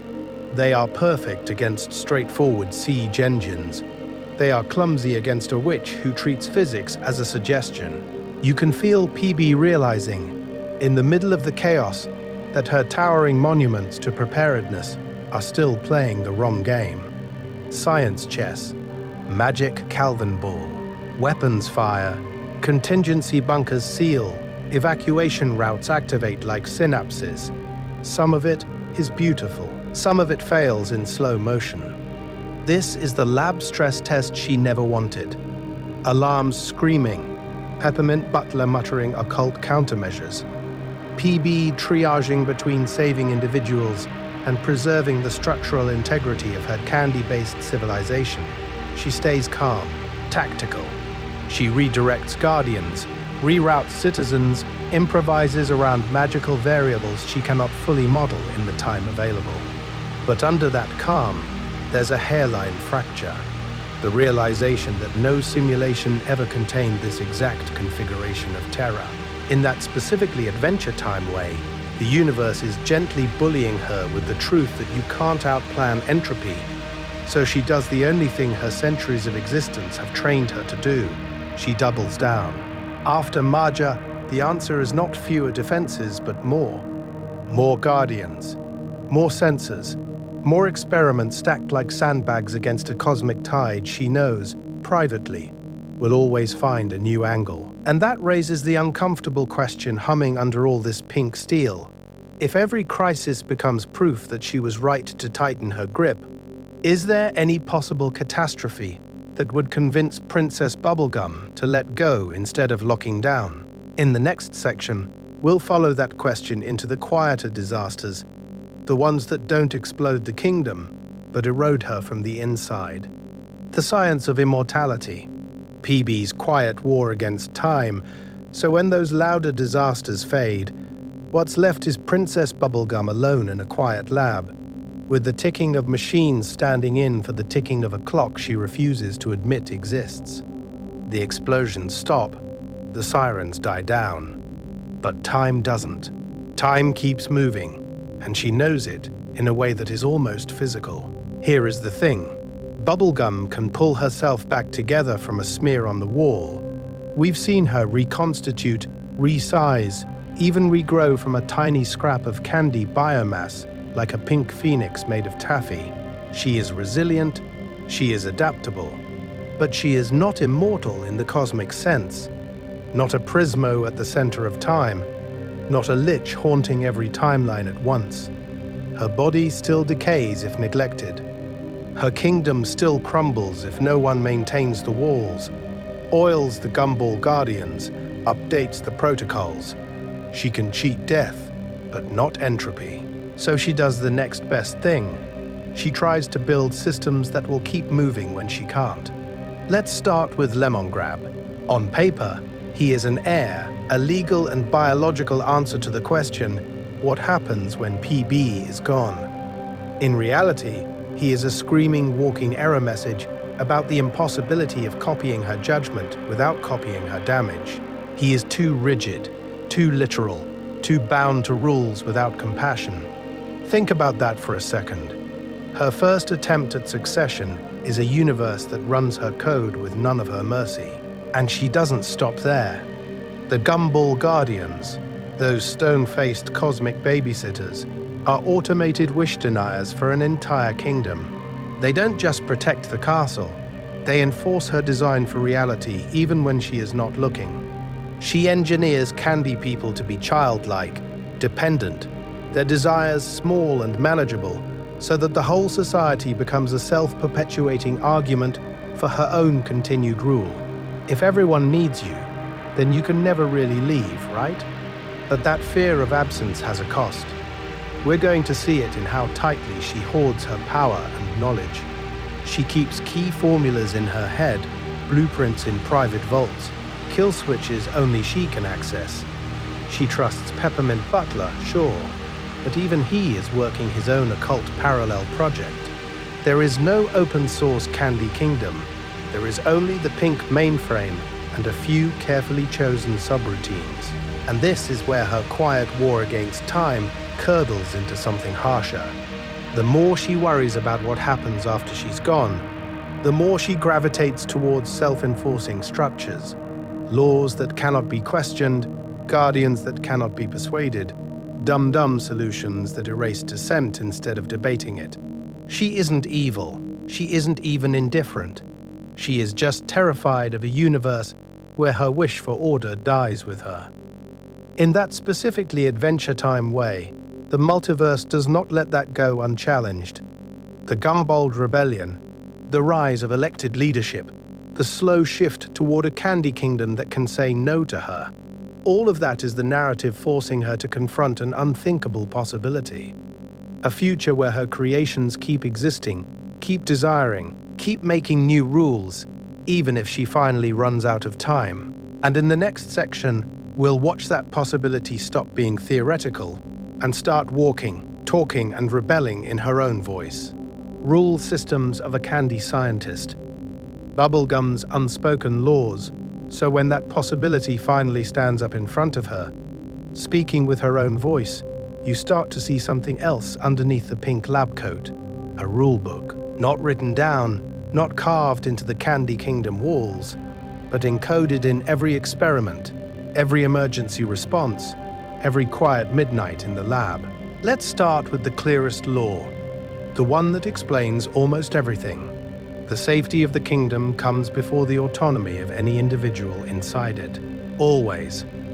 If a candy citizen panics, she sedates them. If Gumball rebels, she pours dum-dum juice. If Lemongrab becomes a walking existential crisis, she literally splits him into two, like a living control group. She is not evil. She is not even indifferent. She is just bound by rules older than almost anyone else's existence. Here is the thing. Once you see that first law, the others fall into place. Control first, forgiveness later. She doesn't ask permission to reconstitute herself from biomass or to resurrect the candy people after an attack. She just does it, then apologizes if there's time. Knowledge is the highest good. If a procedure would increase her understanding of candy biology, or multiverse physics, or the strange interface between magic and science, she will do it, and then she will deal with the feelings. But there are edge cases, glitches in the operating system, Marceline bleeding out in the dark, and Bubblegum dropping protocol to cradle her like the universe has narrowed to one person. Finn in danger, and PB abandoning her post on the wall to run toward him, crownless, vulnerable, irrational. Think about that for a second. The woman who designed an entire population to be simple so they'd be easy to manage will absolutely throw the entire timeline into chaos for a handful of people she loves. We're going to call that the loophole clause. The rule system holds until it doesn't. Until the experiment is not a candy subject, but Marceline's heart. Until the variable is not a citizen, but Finn's faith in her. In those moments, she breaks her own design philosophy like it's made of spun sugar. Compared to your classic mad scientist, she's quieter, less theatrical. No lightning towers, just fluorescence and clipboards. But she is more ruthless than most benevolent dictators, because she doesn't rule by charisma, she rules by calibration. She is always adjusting doses, tweaking brains, simplifying personalities. Reality for her is a lab you can optimize. That's why she reads less like a monarch and more like a cosmic bureaucrat of candy biology. There are forms, protocols, invisible procedures that decide who gets to be complex and who stays simple, who is allowed to question her, and who is literally brewed without the capacity to dissent. At the center of time for the Candy Kingdom is not a throne, but a filing cabinet. Pattern interrupt. Imagine applying for an upgrade to your own consciousness, and the person stamping the form is the same princess who built you to be too cheerful to complain. As you drift deeper into this universe, you can quietly ask yourself, which of her rules feel understandable, even comforting, and which feel chilling? And in the next section, we'll watch what happens when those unspoken laws finally meet creations that refuse to stay inside the forms. When experiments talk back, rebellions and revolts. So when those unspoken laws finally meet resistance, it doesn't look like a courtroom drama. It looks like a family argument that's been simmering for centuries, buried under candy, science, and a smile that doubles as a security system. Let's start with Gumbold. Before he's a villain, he's just her uncle standing in a half-built candy kingdom, looking at this pink child who has given herself absolute power over their shared experiment. He wants cities, expansion, a grand candy civilization. She wants safety, control, a kingdom engineered to never hurt itself again. In that moment, his rebellion is just disagreement, a different wish for what their reality could be. Here is the thing. In Bubblegum's universe, disagreement from her creations is treated like a lab error. So when Gumbold escalates to full uprising, when he weaponizes his own experiments and moves against her rule, she doesn't negotiate policy. She pours dum-dum juice on his mind. She rewrites the timeline of his personality. The revolt ends not with a treaty, but with a reset button, turning a political conflict into a chemistry problem she can solve. Then there's Lemongrab. He is literally designed to obey, engineered as an heir, a backup Bubblegum with all of her rigidity and none of her restraint. At first, his authoritarian turn looks like a glitch. Too loud, too cruel, too much. But if you watch him as an experiment waking up, you see it. He wants respect, autonomy, a kingdom that isn't an afterthought. He wants to exist as more than a contingency plan. Think about that for a second. The moment he gets power, he replicates her control, just louder and with more screaming. Her response shifts. She tries reprogramming through candy therapy, through moral lectures, through literally building him a second Lemongrab to dilute his instability. Suppression disguised as care. Negotiation that always assumes she is the default reality and he is the error. And in the background, smaller rebellions flicker. Candy, people who briefly break their programming to panic, to lie, to sacrifice themselves to say no. A banana guard who hesitates. A citizen who refuses to evacuate because their personal desire outweighs her evacuation plan. Tiny fractures in the smooth surface of her engineered happiness. Each time she nudges them back into place through reassurance, distraction, or a quiet tweak to the rules. We're going to notice a pattern here. Anything Bubblegum builds with enough complexity eventually wants something she didn't schedule. Gumball wants legacy, Lemongrab wants dignity, Peppermint Butler wants occult power beyond her rational universe. Even the Gumball Guardians occasionally hint at judgment instead of pure obedience. The more conscious the experiment, the more it drifts away from her blueprint. Does she learn to anticipate this? In that specifically Adventure Time way, the answer is yes and no. She develops contingencies, backup plans, fail-safes nested inside fail-safes. But emotionally, she still acts surprised every time a tool insists on being a person. Every time the lab equipment looks back and asks, "Why do you get to decide?" And quietly, beneath all these uprisings, another rebellion is forming. Not from Gumball's camp, not from Lemongrab's castle, but inside Bubblegum herself, against the version of her that believed control was the only way to survive the multiverse. The next question is not whether her creations will revolt, it's whether she will. And in the next section, we're going to watch what happens when the princess who wrote the rules finally starts breaking them. Candy people as children, subjects, and test cases. So when Bubblegum starts breaking her own rules, you have to remember what those rules were protecting in the first place. An entire population designed to be breakable, not in body, in complexity. The Candy Kingdom is not just a city. It's a soft pastel lab enclosure where every citizen is both child and control group. Let's start with the faces you know so well that you almost stop seeing them. Mr. Cupcake flexing in the plaza, Tree Trunks waddling through with her pies and her very questionable romantic history, Starchy broadcasting conspiracy theories over Candy Kingdom radio. On the surface, they're comic relief, background noise in the wider multiverse of Adventure Time. But here is the thing. They are also data points in Bubblegum's long experiment about what a good society looks like when you can write the code for personality directly into the sugar.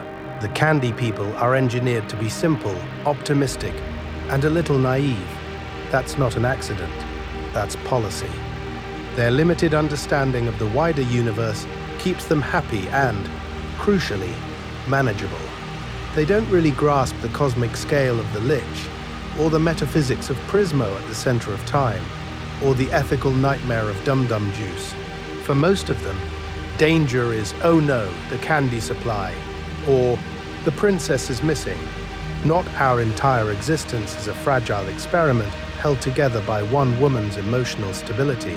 That simplicity keeps them safe. It also makes them very easy to scare. Think about that for a second. When Starchy starts ranting about zombies or secret plots, the panic spreads not because he's right, but because the Candy people have no cognitive antibodies against fear. Their reality is small, so any disruption feels apocalyptic.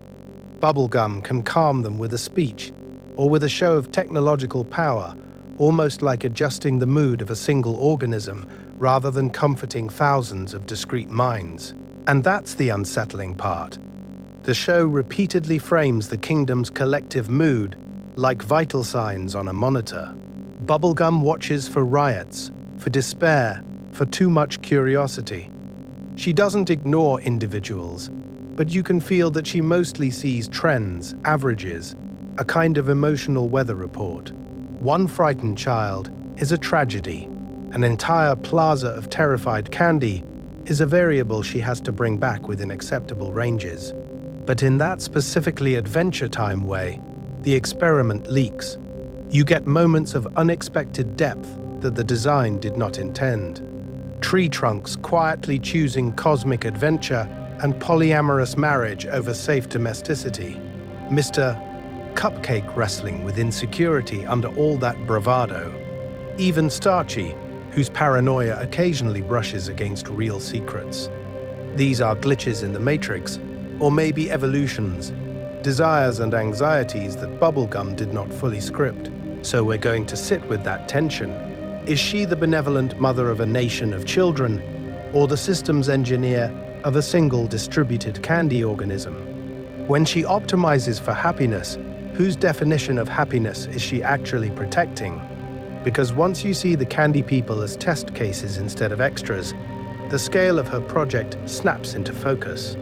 This isn't one rogue lemon grab in a jar.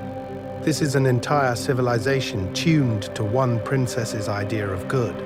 And in the next section, we'll follow what happens when those supposedly harmless background variables start pushing back on their creator, and the lab itself develops a will of its own. The science versus magic showdown inside Bubblegum herself. Once the background variables start pushing back, you hit a limit in the lab. Equations complain. Test subjects unionize. And this is where Bubblegum runs into a problem she cannot reduce to sugar, polymers, and a clipboard. Because outside the orderly fluorescence of her beakers, the universe of Ooh is run by things that do not care about her protocols. Death, demons, curses, prophecy. All the non-peer-reviewed powers that look at her candy kingdom and shrug. Let's start with how hard she resists admitting that. Early on, Bubblegum treats magic like a badly written user manual for reality. If she can't chart it, she calls it nonsense.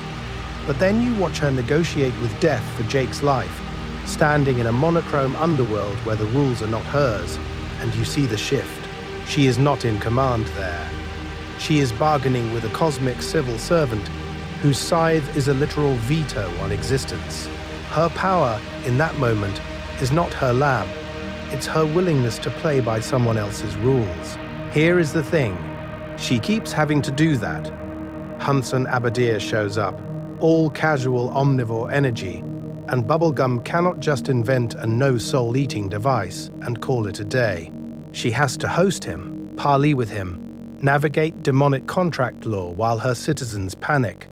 Later, when the Lich warps timelines and Prismo sits at the center of time handing out wishes, Bubblegum is not on that cosmic level. She is watching the multiverse bend around beings she cannot dissect.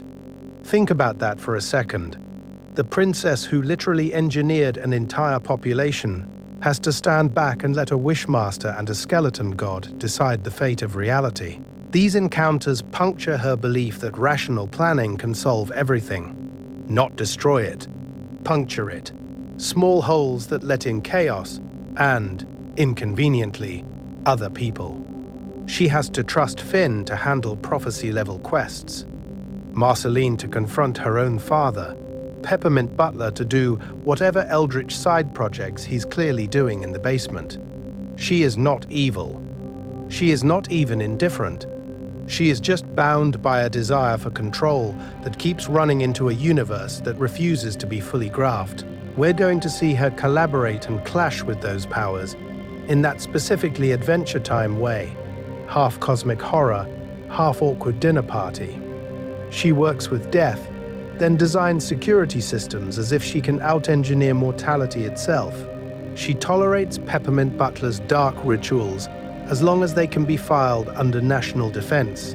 She accepts magic as a temporary patch, a hotfix on top of a fundamentally scientific operating system. A curse is just a bug she hasn't debugged yet. Does she ever truly integrate magic into her worldview? Not really. Even when she uses it, she wants it catalogued, sandboxed, rendered predictable. But the one transformation she doesn't fully control is herself. Over time, the most magical change in Bubblegum's life isn't a spell or a wish or a new device humming in the lab. It's the quiet, incremental way she softens, lets Marceline in, restores Gumball's agency, and starts sharing power with the very variables she once tried to lock down. And in the next section, we'll follow how that emotional experiment ripples back through her creations, and what happens when the Candy Kingdom has feelings about its maker growing a conscience. Bubblegum's loneliness. The quiet cost of being the smartest, and here is the thing. When Bubblegum starts sharing power, it throws a harsh light on how long she lived without sharing anything at all. You can feel the contrast. Daytime PB, the public ruler, surrounded by candy citizens and advisors and crises. Nighttime PB, alone in the lab, long after every gumdrop and peppermint has gone to bed. Let's start in that room. The castle is quiet in that specifically Adventure Time way, where the universe outside might be ending, but the hallway torches still hum at a steady, cozy frequency. In the lab, the lights are too bright, then too dim, then flickering as some prototype cycles through failure number 90 to 7. Notes are everywhere: chemical diagrams, multiverse charts, contingency plans for events that may never happen in any timeline. Machines sit in standby, their little indicator lights like a constellation that only she can read. She moves through it like a ghost who built her own haunted house, adjusting a dial here, rewriting an equation there, not talking, because who would she talk to? This is the quiet cost of being the smartest person in the room, when the room is the Candy Kingdom, and the room is also, more or less, the planet. Bubblegum is centuries old. Her memory stretches back before most of her citizens' grandparents were even crystallized. Think about that for a second. Every conversation she has with a candy person is, on some level, an adult humoring a child she engineered to stay simple. She designed them that way. She made their minds soft so the kingdom would be safe. So the rules would hold. So nobody would truly challenge her. And that worked. It also trapped her. There are very few people she can speak to as an equal, and even fewer she trusts. Marceline sometimes. Finn, for a while, until time and age pulled them into different orbits. Peppermint Butler, but he's playing his own occult chess game with reality. Gumbald, once before she turned dissent into candy obedience. Every attempt at parity either ends in betrayal, heartbreak, or someone else becoming a problem she has to solve. So she solves.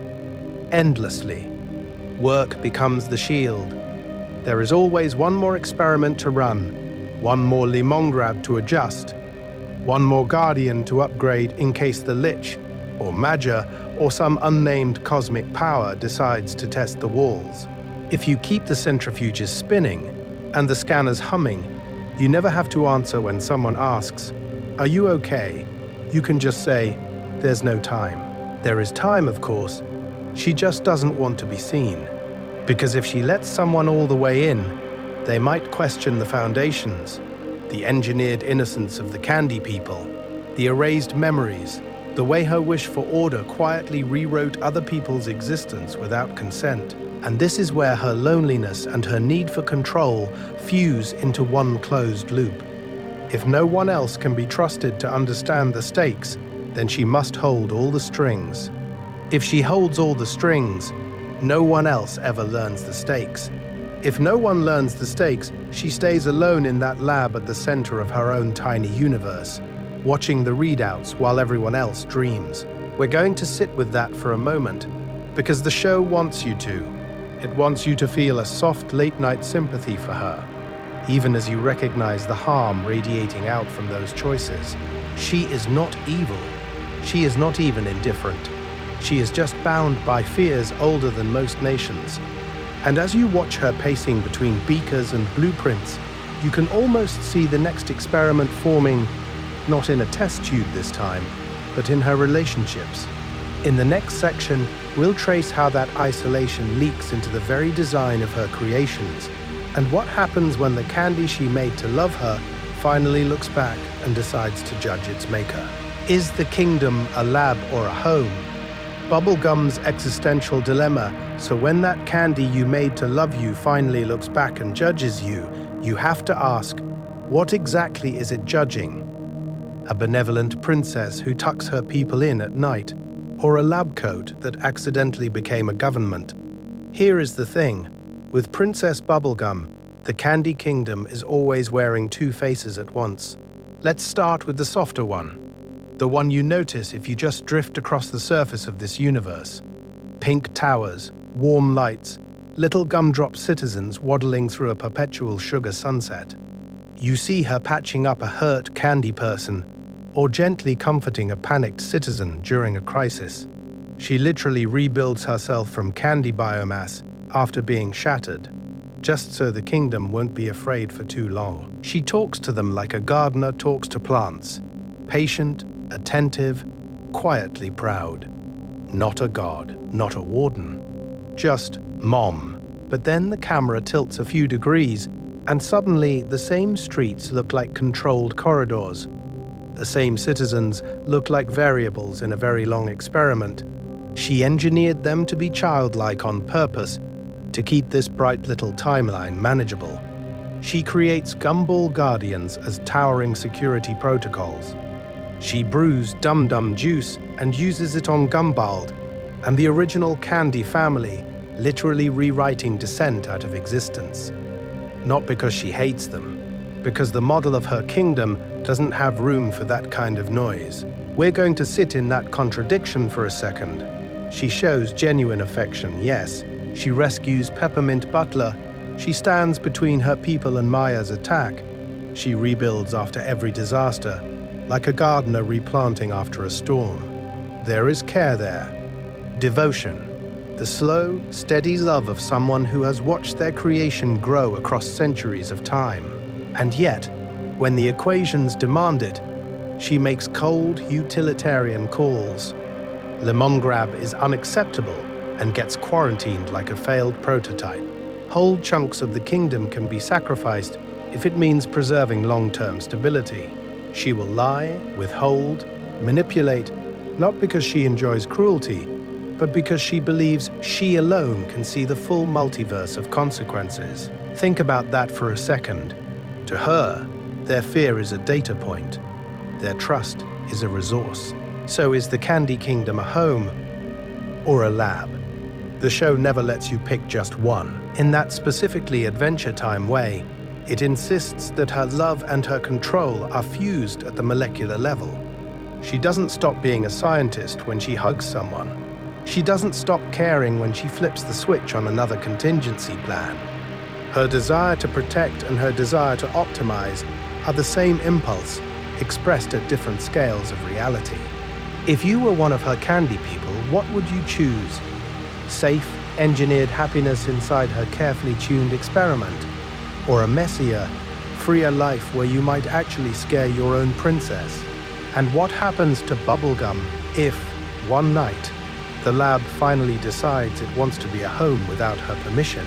The Gumball War, when old experiments ignite new battles, and then the lab answers, not with a quiet thank you, but with a lawsuit, an army, and a very offended uncle made of the same pink biomass as your benevolent dictator. Here is the thing. The Gumball War is not an outside invasion. It's Princess Bubblegum's own past experiments filing for emancipation. Let's start with Gumball himself. Originally, he wasn't a villain. He was family. One of the first Candy Elders, PB grew from the same primordial goo she used on herself. He wanted a different Candy Kingdom, one with tall towers, sharper edges, less engineered innocence. When he pushed too far, she didn't argue.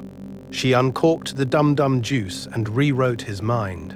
Time skips forward, the multiverse keeps spinning, and eventually he gets restored, remembers everything, and that humiliation calcifies into a wish for revolution. So he comes back with allies. Aunt Lolly, Cousin Chickley, a whole counterlineage of candy nobility who remember a timeline where Bubblegum is not the only one in charge.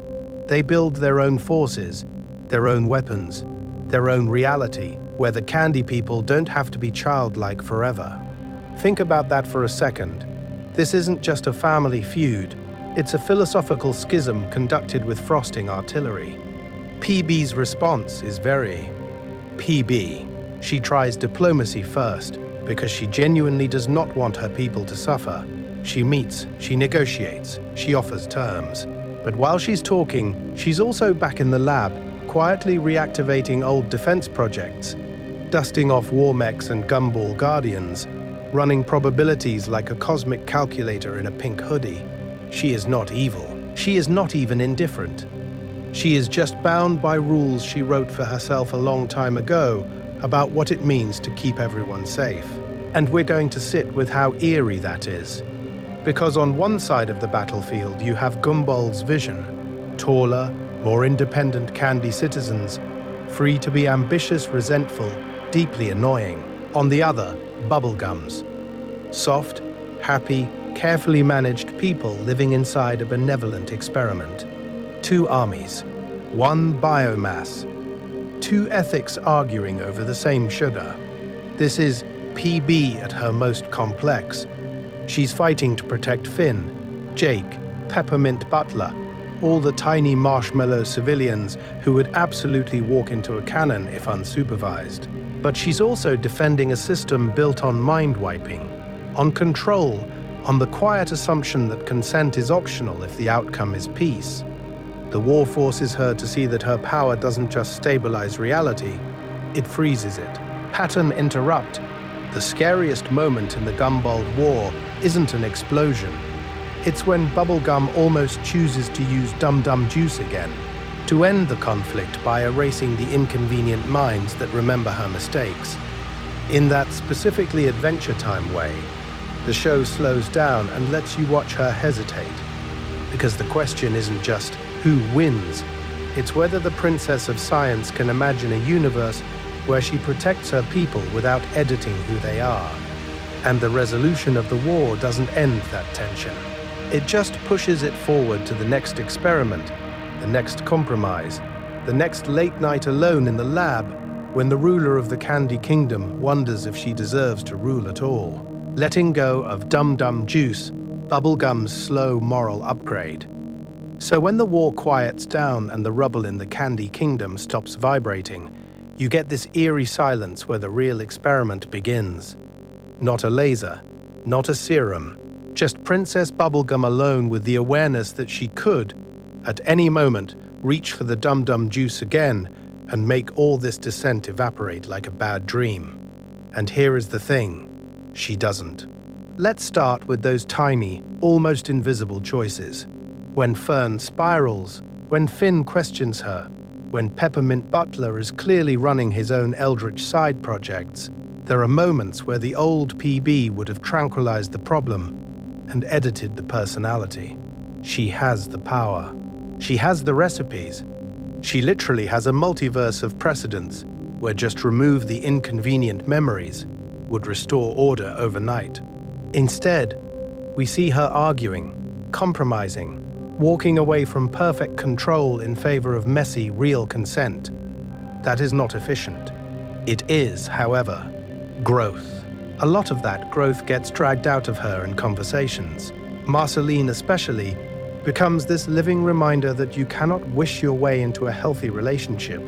When Marcy calls her out for being distant, for choosing the lab over intimacy, Bubblegum has to confront the reality that love doesn't survive on edited versions of people. Finn does it too, in his own earnest way. When he pushes back on her spying, on her preemptive strikes, he is basically asking, what is the point of saving the universe if no one gets to choose who they are in it? The Gumball War is the brutal control group in this moral experiment. You watch Gumball replay her own logic back at her, using mind-altering solutions, rewriting Candy existence, trying to seize the timeline by force. He is not a cosmic villain from the center of time. He is just her, reflected and concentrated. Think about that for a second. Every time she looks at him, she is looking at the long-term cost of Dum Dum Juice, of treating sentient beings like variables in an equation. The war makes repetition of those choices feel not just wrong, but boring, like rerunning a failed test you already know explodes. So what is actually driving the shift? Love, guilt, or the simple recognition that her methods do not work? The answer, in that specifically Adventure Time way, is yes. There is guilt in every glance she gives her restored family, love in every compromise with Marceline, and a cold scientific acknowledgement that mind control produces brittle, low-resistance timelines that keep shattering under stress. We're going to see that her smartest move is not a new serum, but a new hypothesis about power. By the time you drift toward the later seasons, Bubblegum's real upgrade is philosophical. She starts accepting that some variables, other people's minds, their desires, their right to be wrong, exist outside her jurisdiction. She can still build giant lasers and reality scanners, still flirt with cosmic scale, but the experiment shifts from how do I control everyone to how do I protect them while they stay themselves. And that question is what quietly sets up her next strangest projects. A softer princess, post-war bubblegum and shared power. So when the Gumball War ends, the camera doesn't just pull back from a battlefield. It pulls back from an experiment finally failing hard enough that even Bubblegum has to rewrite her notes. The universe has just handed her a randomized trial in what happens if you treat your family like variables instead of people. And the result is not great. Let's start with what actually changes. Post-war, you see her throne room and war room get populated. Not just occupied. There's a council. There are meetings where she asks for input, and then, crucially, doesn't bulldoze it every single time. She lets the Candy Kingdom's defenses be planned, with Finn, Jake, even Lumpy Space Princess weighing in. It's still her lab, still her reality, but the control panel now has other hands on it. Here is the thing. That shift is not just political, it's procedural. Before her peer review was Peppermint Butler nodding ominously while she built death lasers. After the Gumball War, she starts putting the risks on the whiteboard. She tells people what the Gumball Guardians can actually do. She briefs Finn on the danger of resurrecting old candy tech. She even lets Marceline see the notes on projects that could accidentally crack the multiverse. Fewer sealed doors. More windows into the lab. And we're going to see her test something scarier than any gamma-ray cannon: trust. She lets Fern carry power she can't fully predict. She gives Peppermint Butler occult responsibilities, even though he is absolutely the kid who would summon a demon for homework. She tells Finn the truth about her past with Gumball, instead of editing the timeline to keep his faith in her clean. She starts accepting that in this universe, you cannot resolve every variable. You can only set initial conditions and hope. Think about that for a second. For someone who once literally poured dum-dum juice on dissent, admitting uncertainty out loud is more radical than inventing a new element. It means she's willing to be wrong in public. It means experiments can fail where people can see. Her relationships stabilize around that same axis. With Marceline, the Cold War of hurt feelings melts into something like a shared control system. They talk, they fight, they make up. Marceline calls her out when she slides back into cosmic dictator mode, but she also becomes an emotional anchor, a reminder that Bubblegum's existence is not just a sequence of lab reports. With Finn, the Crush era ends, and a quieter, more equal partnership appears. He's not her knight as much as her moral barometer, the one who asks, is this actually okay, at exactly the wrong, which is to say right, time. Slowly, the Candy Kingdom stops being a controlled experiment and starts feeling like a genuine community. Not perfectly, not cleanly. Old habits don't evaporate, they linger like radiation in the timeline. She still has secret projects. She still has contingency plans stacked under the floorboards of reality. And that's where the really strange experiments begin. The ones where she doesn't just change her people, but starts quietly changing herself. Bubblegum versus Prismo. Two ways to rewrite reality. She still has contingency plans under the floorboards of reality, and somewhere, at the literal center of time, there's a guy whose entire job is contingency plans. Let's start with Prismo because you already know his deal. Two-dimensional Wishmaster, cosmic bachelor pad, wall of screens, eternal movie night at the center of time. People show up, speak a wish, and reality buckles to accommodate their desire. He doesn't build creatures, he edits timelines. He doesn't sculpt matter, he rewrites the conditions of existence itself. Princess Bubblegum does almost the same thing, just locally. Instead of a time room, she has a lab. Instead of wishes, she has experiments. When she mixes candy biomass into a new citizen, or reconstitutes her own body after being shattered, she's not just doing biology. She's performing a small pink version of what Prismo does on a cosmic scale, altering what is possible for an entire community's future. Here is the thing, both of them look limitless, and both of them are absolutely ruled by rules. Prismo has explicit wish constraints. 1 wish per person per lifetime, no wishing for more wishes, clear wording only, no moral veto. He is not evil, he is not even indifferent, he is just bound by procedures older than himself. An unseen boss, a cosmic bureaucracy that turns infinite power into careful paperwork. Bubblegum's rules are messier. She has scientific method, physical law, and then this self-imposed tangle of ethics that she keeps rewriting. No dum-dum juice on sentient relatives again. No more heirs like Lemongrab without emotional safeguards. No resurrecting the dead Candy family without consent. She breaks those rules sometimes, then backfills a new rule to justify the last break. Think about that for a second. She is her own boss and her own compliance department, and underneath both of them, there's the same quiet loneliness. Prismo literally cannot leave the time room.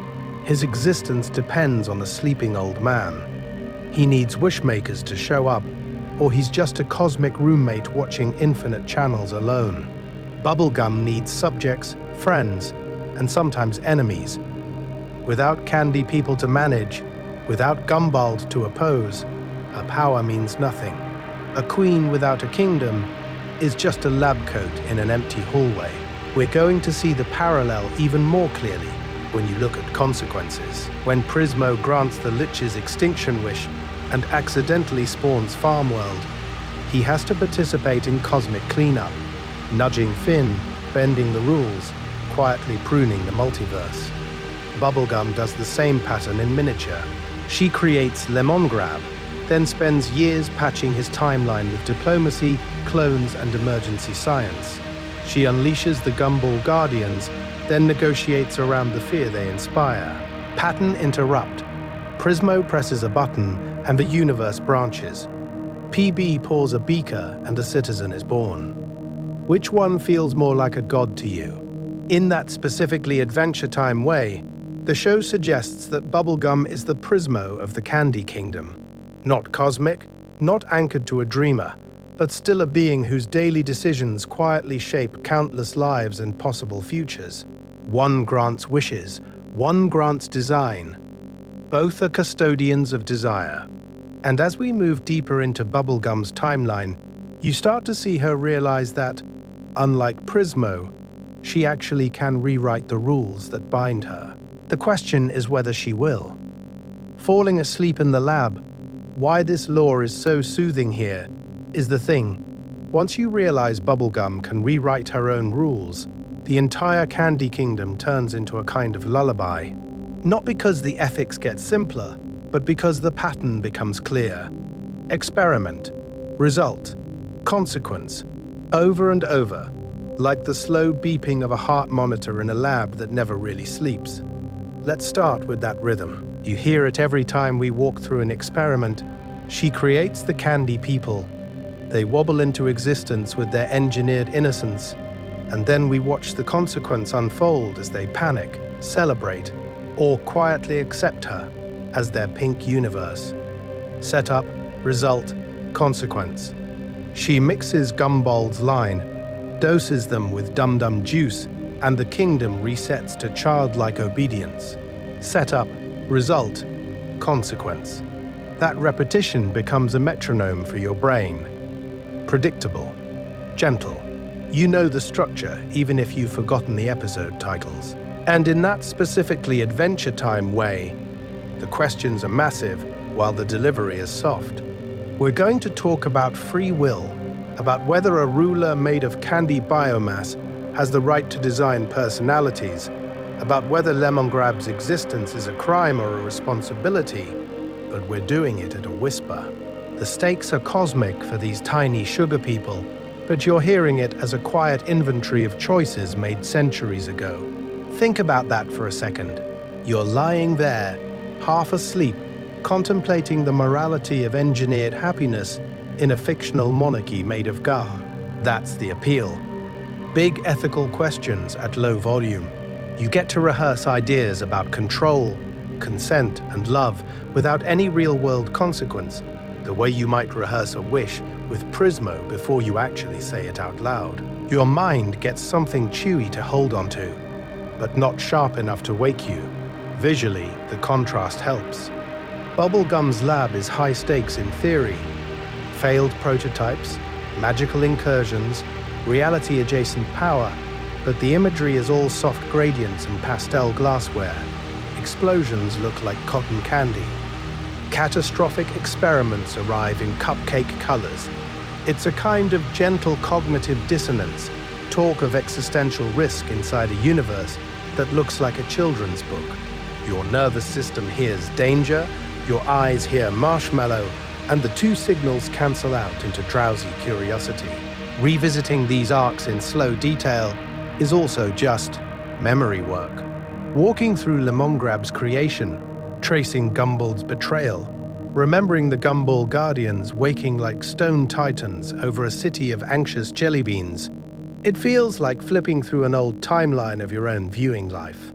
Familiar episodes turn into landmarks. You know nothing truly horrific will happen because you already watched it, survived it, and maybe memed it. That safety lets your brain drift. So as we move into the remaining experiments, you can let them wash over you like background lab noise. The quiet hum of centrifuges, the occasional clink of glass. Steady, thoughtful, unhurried. You don't have to track every ethical knot. We'll hold the continuity for you. You can drift in and out while Bubblegum keeps working at the center of time in her own tiny multiverse of sugar and regret. Because the deeper we go, the more one question keeps echoing under all that pastel. If you had her power, would you really do better? If you were Bubblegum. Thought experiments before sleep, so let's try an experiment that doesn't need goggles or a hazard sign. Let's start with you, lying there, breathing slow, and quietly swap you into Bubblegum's place.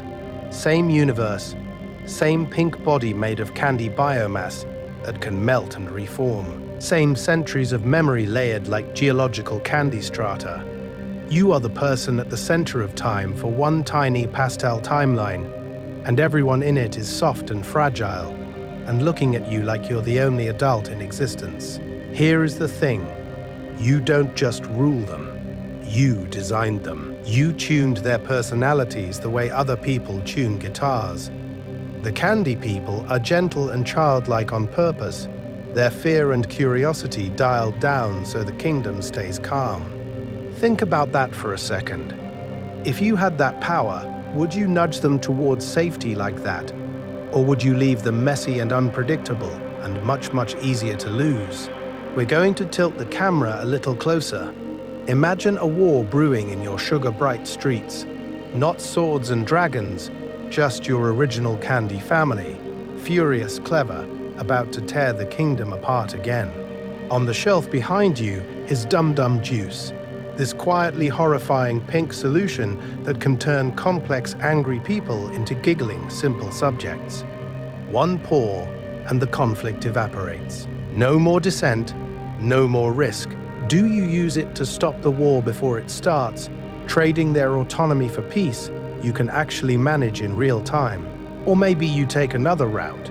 You look at the multiverse outside your borders and decide the only way to keep your citizens safe is to build guardians that are too terrifying to challenge.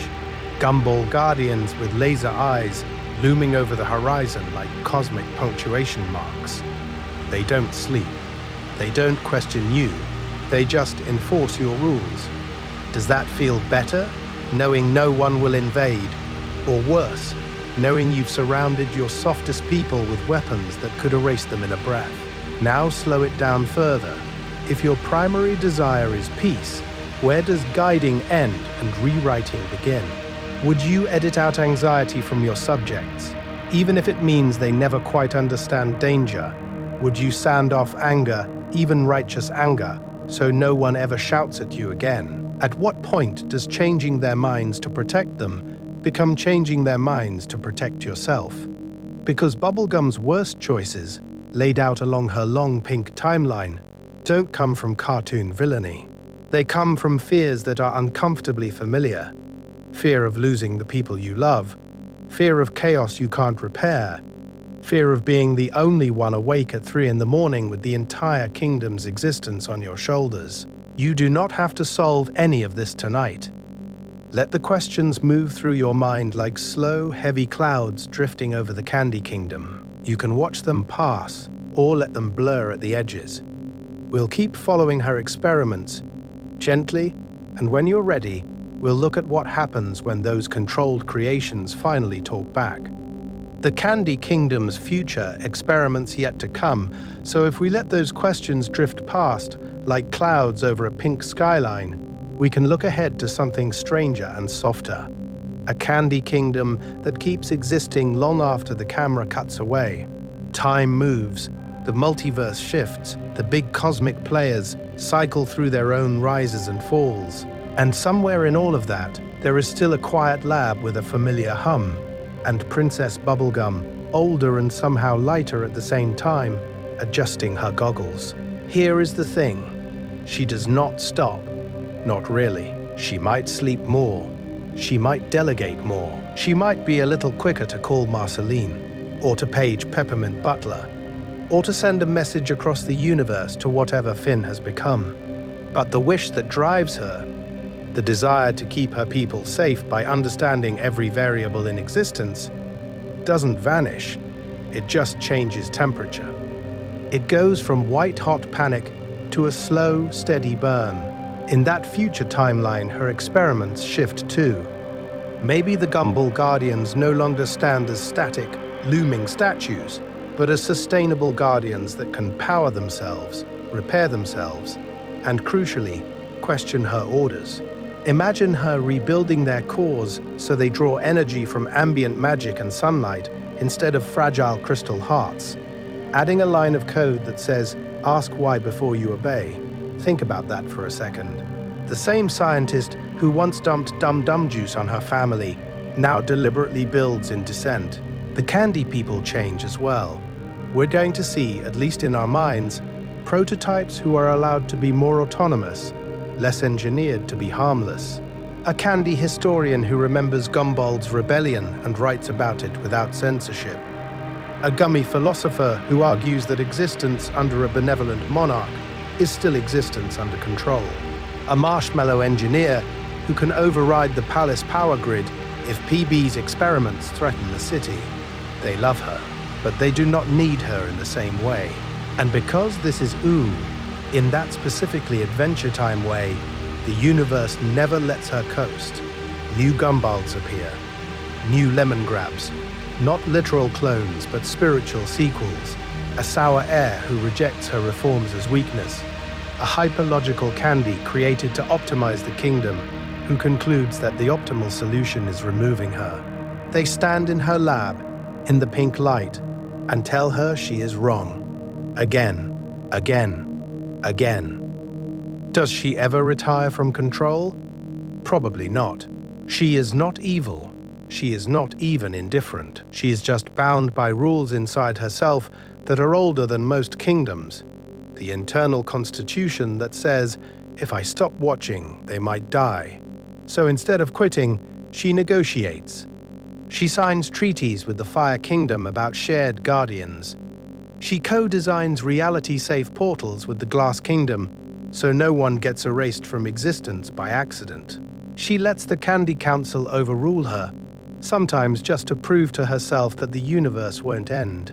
And if you zoom out, the Candy Kingdom becomes less a static backdrop and more a living story, pulsing on the edge of the multiverse. Its pink lights dim and brighten as PB works late into the night, her silhouette moving between beakers and blueprints as new generations argue with her, surpass her, forgive her. Off-screen, the lab door opens and closes again and again. Someone steps through with a question that will change everything, and in the next section, we'll follow what happens when one of those future experiments doesn't just talk back, but refuses to stay in her story at all. Revisiting the big experiments.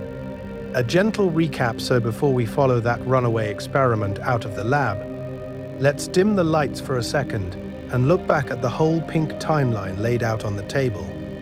Not every experiment explodes.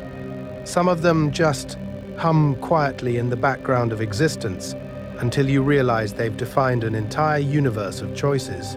Let's start at the beginning, in that syrupy primordial puddle of candy biomass that eventually stands up and calls itself Bonnie Bell. She isn't born. She precipitates, condenses out of post-apocalypse reality like sugar crystals forming on a string. From that same biomass, she pulls out the first candy people, bright and soft and deliberately simple, giving them childlike minds so the kingdom will be safe, manageable, gentle. Here is the thing. Her first great experiment isn't a ray gun or a monster. It's a population. An entire timeline engineered to be easy to love and easy to rule. Think about that for a second. And then, almost immediately, comes the first ethical faceplant. The Dum Dum Juice, Gumbald Aunt Lolly, Chickle, the original candy family, ambitious and difficult, and from her perspective, dangerously free. They dream of expansion, she dreams of control. So she takes the beaker, rewrites their minds, and turns potential rivals into wobbling, giggling citizens. It works. It absolutely works. The rebellion ends, the kingdom survives, and the cost is carved into the rules of her own soul. When in doubt, edit people. Centuries later, when Gumbald is restored and the old resentment returns like a chemical spill that was never really cleaned up, you can feel the echo of that first wish for order over consent. Out in the lemon fields, the pattern mutates instead of breaking. Lemongrab is supposed to be a solution, an heir, a way to not be alone at the center of time in her own tiny multiverse of candy. But what she actually makes is a screaming mirror. He is her fear of failure, her loneliness, her refusal to be vulnerable, distilled into a citrus tyrant. The clones only intensify it, an entire line of succession built on self-loathing and badly managed desire.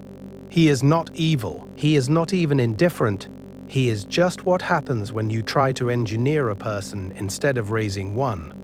Around all of this, she builds an arsenal to hold reality together.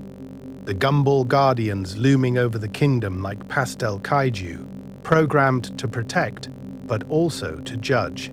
The Rattleballs unit, perfect little engines of loyalty and violence that eventually have to be shut down and hidden away. Bioweapons and secret projects humming in the dark. Defense systems that again and again threaten to become the very dangers they were built to stop. Safety for her is never neutral. It always arrives with lasers. And yet, the counterweight to all of this power is almost embarrassingly small scale. Marceline on the couch in a dim room, sharing old songs and older wounds. Finn on the balcony, asking if she's okay when the universe doesn't need saving, when it's just her. Peppermint Butler in the shadows, smiling too politely, reminding her that even her most loyal servant has his own occult experiments running parallel to hers. We're going to see that these relationships are the only lab she can't fully control, the one place where the rules bend, where she is forced to be a person instead of a project manager of reality. And in the next section, when one of her creations refuses to stay in its assigned role, those bonds are the only safety net she has left. What Bubblegum teaches us about control and care, those bonds are the only safety net she has left. And here is the thing, that's the line where Princess Bubblegum stops being a distant cosmic scientist and starts looking uncomfortably like us. She is this pink monarch at the edge of the multiverse, playing God with candy biomass. But under all the power and the lab coats, her core tension is painfully human. She loves deeply. She just expresses that love as control, as safety, as design. Let's start with the candy people. They are not an accident of evolution. They are engineered, deliberately, to be simple and childlike, to wobble through existence in a permanent sugar rush of obedience. That is affection as architecture. Instead of trusting a timeline of free citizens, she builds a kingdom of soft constraints, where no one can really hurt themselves because they can barely conceptualize rebellion. Think about that for a second. In her mind, this is kindness, protection, the best possible wish for a fragile universe made of taffy and glass. But the show keeps whispering, what if your best possible is still a cage? When she pours Dum Dum juice on Gumball and the original Candy family, she is not cackling like a villain. She is solving a problem, erasing dissent to prevent war. It's efficient, it's clean, and it is absolutely horrifying. The ethics of it hit even harder when you remember she has lived for centuries. She has had time to convince herself that she knows the rules of reality better than anyone else, that her judgment has been tested by time. And yet, we're going to see that her story is not just a warning, it's also a slow, aching course correction. There are moments where she almost flips back to the old pattern, mind-wiping, manipulating, optimizing everyone around her like pieces on a board. And then she doesn't. She chooses trust instead. She lets Peppermint Butler keep his occult secrets. She stops trying to fix Marceline into a more palatable, court-approved version of herself, and starts collaborating, literally harmonizing, instead of managing from the center of time like a tiny pink prismo of domestic policy. Here is the pattern interrupt. The same mind that engineered Lemon Grab as a failed screaming heir is also the mind that eventually apologizes, that admits, in that specifically Adventure Time way, that she was wrong to decide what someone else's existence should look like. No prophecy, no cosmic decree forces that growth. Just relationships, just the slow erosion of certainty. If you feel a little called out by that, you're not alone. Most of us carry a small bubblegum inside us somewhere, the urge to fix, to optimize, to protect the people we care about until they fit the safe design in our head. We want to wish our friends' problems away, to engineer a perfect outcome, to grab the controls of their timeline. It comes from love, and it can still quietly flatten them. So as you drift with this universe of pink experiments, you're not being asked to judge her or yourself, only to watch, to notice the moments when care tilts into control, when protection becomes redesign, to hold a soft, curious awareness that even a candy queen at the center of time has to learn to listen. And in the next section, when one of her creations finally refuses her script, that quiet awareness is going to matter. A soft landing in the Candy Kingdom, closing reflection. So we're back in the lab, same room, same humming machines, same soft pink glow leaking out of glass tubes and half-finished experiments. But now, after walking through centuries of her timelines, you can feel how heavy the air actually is in here. Every beaker on a shelf is a consequence. Every clipboard is a person whose life she nudged, or protected, or quietly redesigned. Here is the thing. Princess Bubblegum is not framed by the universe as a villain, and she is absolutely not a saint. She is a tired scientist made of candy biomass and long habits, who once pulled herself up out of a pink ocean and decided, almost on a whim, that she would be responsible for everything that came after. Think about that for a second. You wake up one day, and you are the only adult in a kingdom you literally built to be childlike. She made the candy people gentle, easy, safe. She made gumball guardians that can vaporize threats in an instant. She made Lemon Grab as an heir and accidentally sculpted a mirror that only reflected her worst anxieties. And in that specifically Adventure Time way, the power to create a multiverse of candy citizens came bundled with the quiet, grinding fear that if she ever stopped controlling reality, everyone she loved would fall apart. So when you picture her now, alone at her lab bench, it is not the image of a cackling mad scientist. It's someone who has been awake for centuries, still calibrating the same experiment. How do I keep them safe without breaking them? Sometimes the answer was a dome over the kingdom. Sometimes it was dum-dum juice. Sometimes it was just staying up one more night to repair Peppermint Butler, or to check that Finn made it home. And this is where we're going to fold her existence back into yours. Because you know that late-night feeling, right? The unfinished project on your desk, the message you haven't answered, the friend you're quietly worried about. You lie there in the dark, running simulations in your head, like tiny Candy Kingdom timelines, wishing for the perfect move that keeps everyone okay. There is no perfect move. Not for you. Not for her. Even a ruler at the center of time, with a lab that brushes against cosmic rules and magic, is still guessing, still revising, still waking up the next morning and thinking, that was too much, or that wasn't enough, and trying again. So as the lab lights dim, one by one imagine the experiment settling. Tubes cooling, monitors slipping into a soft blue sleep mode. The Gumball Guardians outside lower their gaze.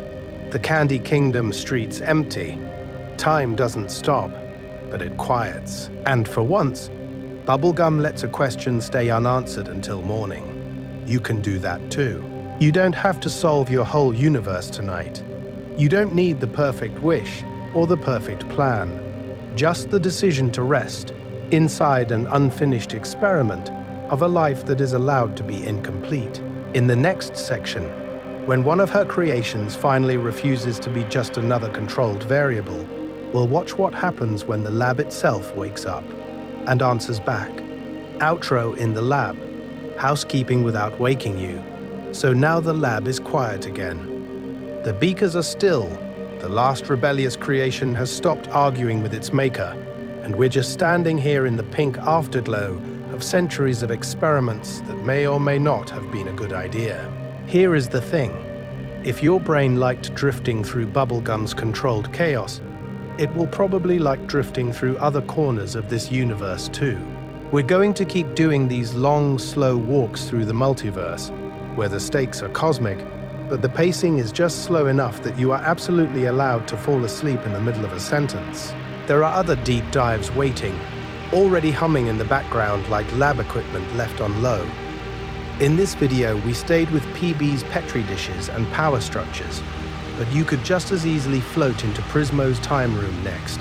Watch every wish ripple across the timelines from the center of time, or let the Lich's extinction-level desire play out while you're half dreaming. Think about that for a second. You under a blanket, while some skeletal manifestation of death argues semantics with a cosmic wishmaster over the exact wording of kill everything. That is bedtime in that specifically Adventure Time way. If you want something a little softer, you could cue up Marceline's history instead and let 1,000 years of songs, breakups, and post-apocalyptic bass solos blur into white noise, or follow Peppermint Butler quietly scheming in the background, doing eldritch rituals in a candy kitchen like that's just a normal career path. And if you enjoyed this, you can, when you're awake and only if you feel like it, tap like, subscribe, or leave a comment about which Princess Bubblegum experiment you'd want a full microscope-level deep dive on. Lemon grab as a failed heir. The Gumball Guardians standing motionless outside a kingdom designed to never question her. The moment she decided that dum-dum juice was an acceptable governance tool. You don't have to decide now. You don't have to do anything now. Because it's also completely fine if you missed entire segments of this while you were dozing. You might have fallen asleep somewhere between her candy biomass origin and the Maja attack, or woken up briefly for Gumball's revolution and then slipped away again. That's okay. The law doesn't mind. Reality in this universe is patient, and these timelines will still be here whenever you want to revisit them. So let's start ending the experiment for tonight. We'll dim the Bunsen burners, stack the notes, leave the Gumball Guardians to watch the doors. We'll step back quietly from the bench where she's still working, and let Princess Bubblegum finally rest inside her own equations. I'm going to walk us to the door now. We ease it shut, gentle, no lab alarms, no cosmic emergencies. Just the soft click of the latch, the hallway light fading, and you in the dark, with a universe of unfinished experiments waiting for you whenever you wake. Good night from the lab. Lingering in the pink glow, final moments of quiet and the lab door clicks behind us. So we're not looking at equations anymore. We're looking at the kingdom that all those equations held together, just for a second, from far enough away that it feels almost simple. Let's start with the streets. Candy cobblestone, still faintly warm from the day, stretching out in careful little grids that no one is walking now. The cotton candy trees are motionless, no breeze, no distant party, just the memory of noise that hasn't quite drained out of the air. Shop signs hang crooked over darkened windows, jars of sweets and tiny inventions waiting, patient, like they also need to sleep between episodes of existence. The Gumball Guardians stand at the edge of the city, eyes dimmed to a low resting glow. Not gone, not alert, just in that powered-down state where even a cosmic defense system gets to pretend for a few hours that the universe does not need guarding. Think about that for a second. Beings designed to watch forever, allowed to look away. Their faces are blank, unreadable, but there is a quiet there, restraint, the calm of power that, for once, doesn't have to do anything at all.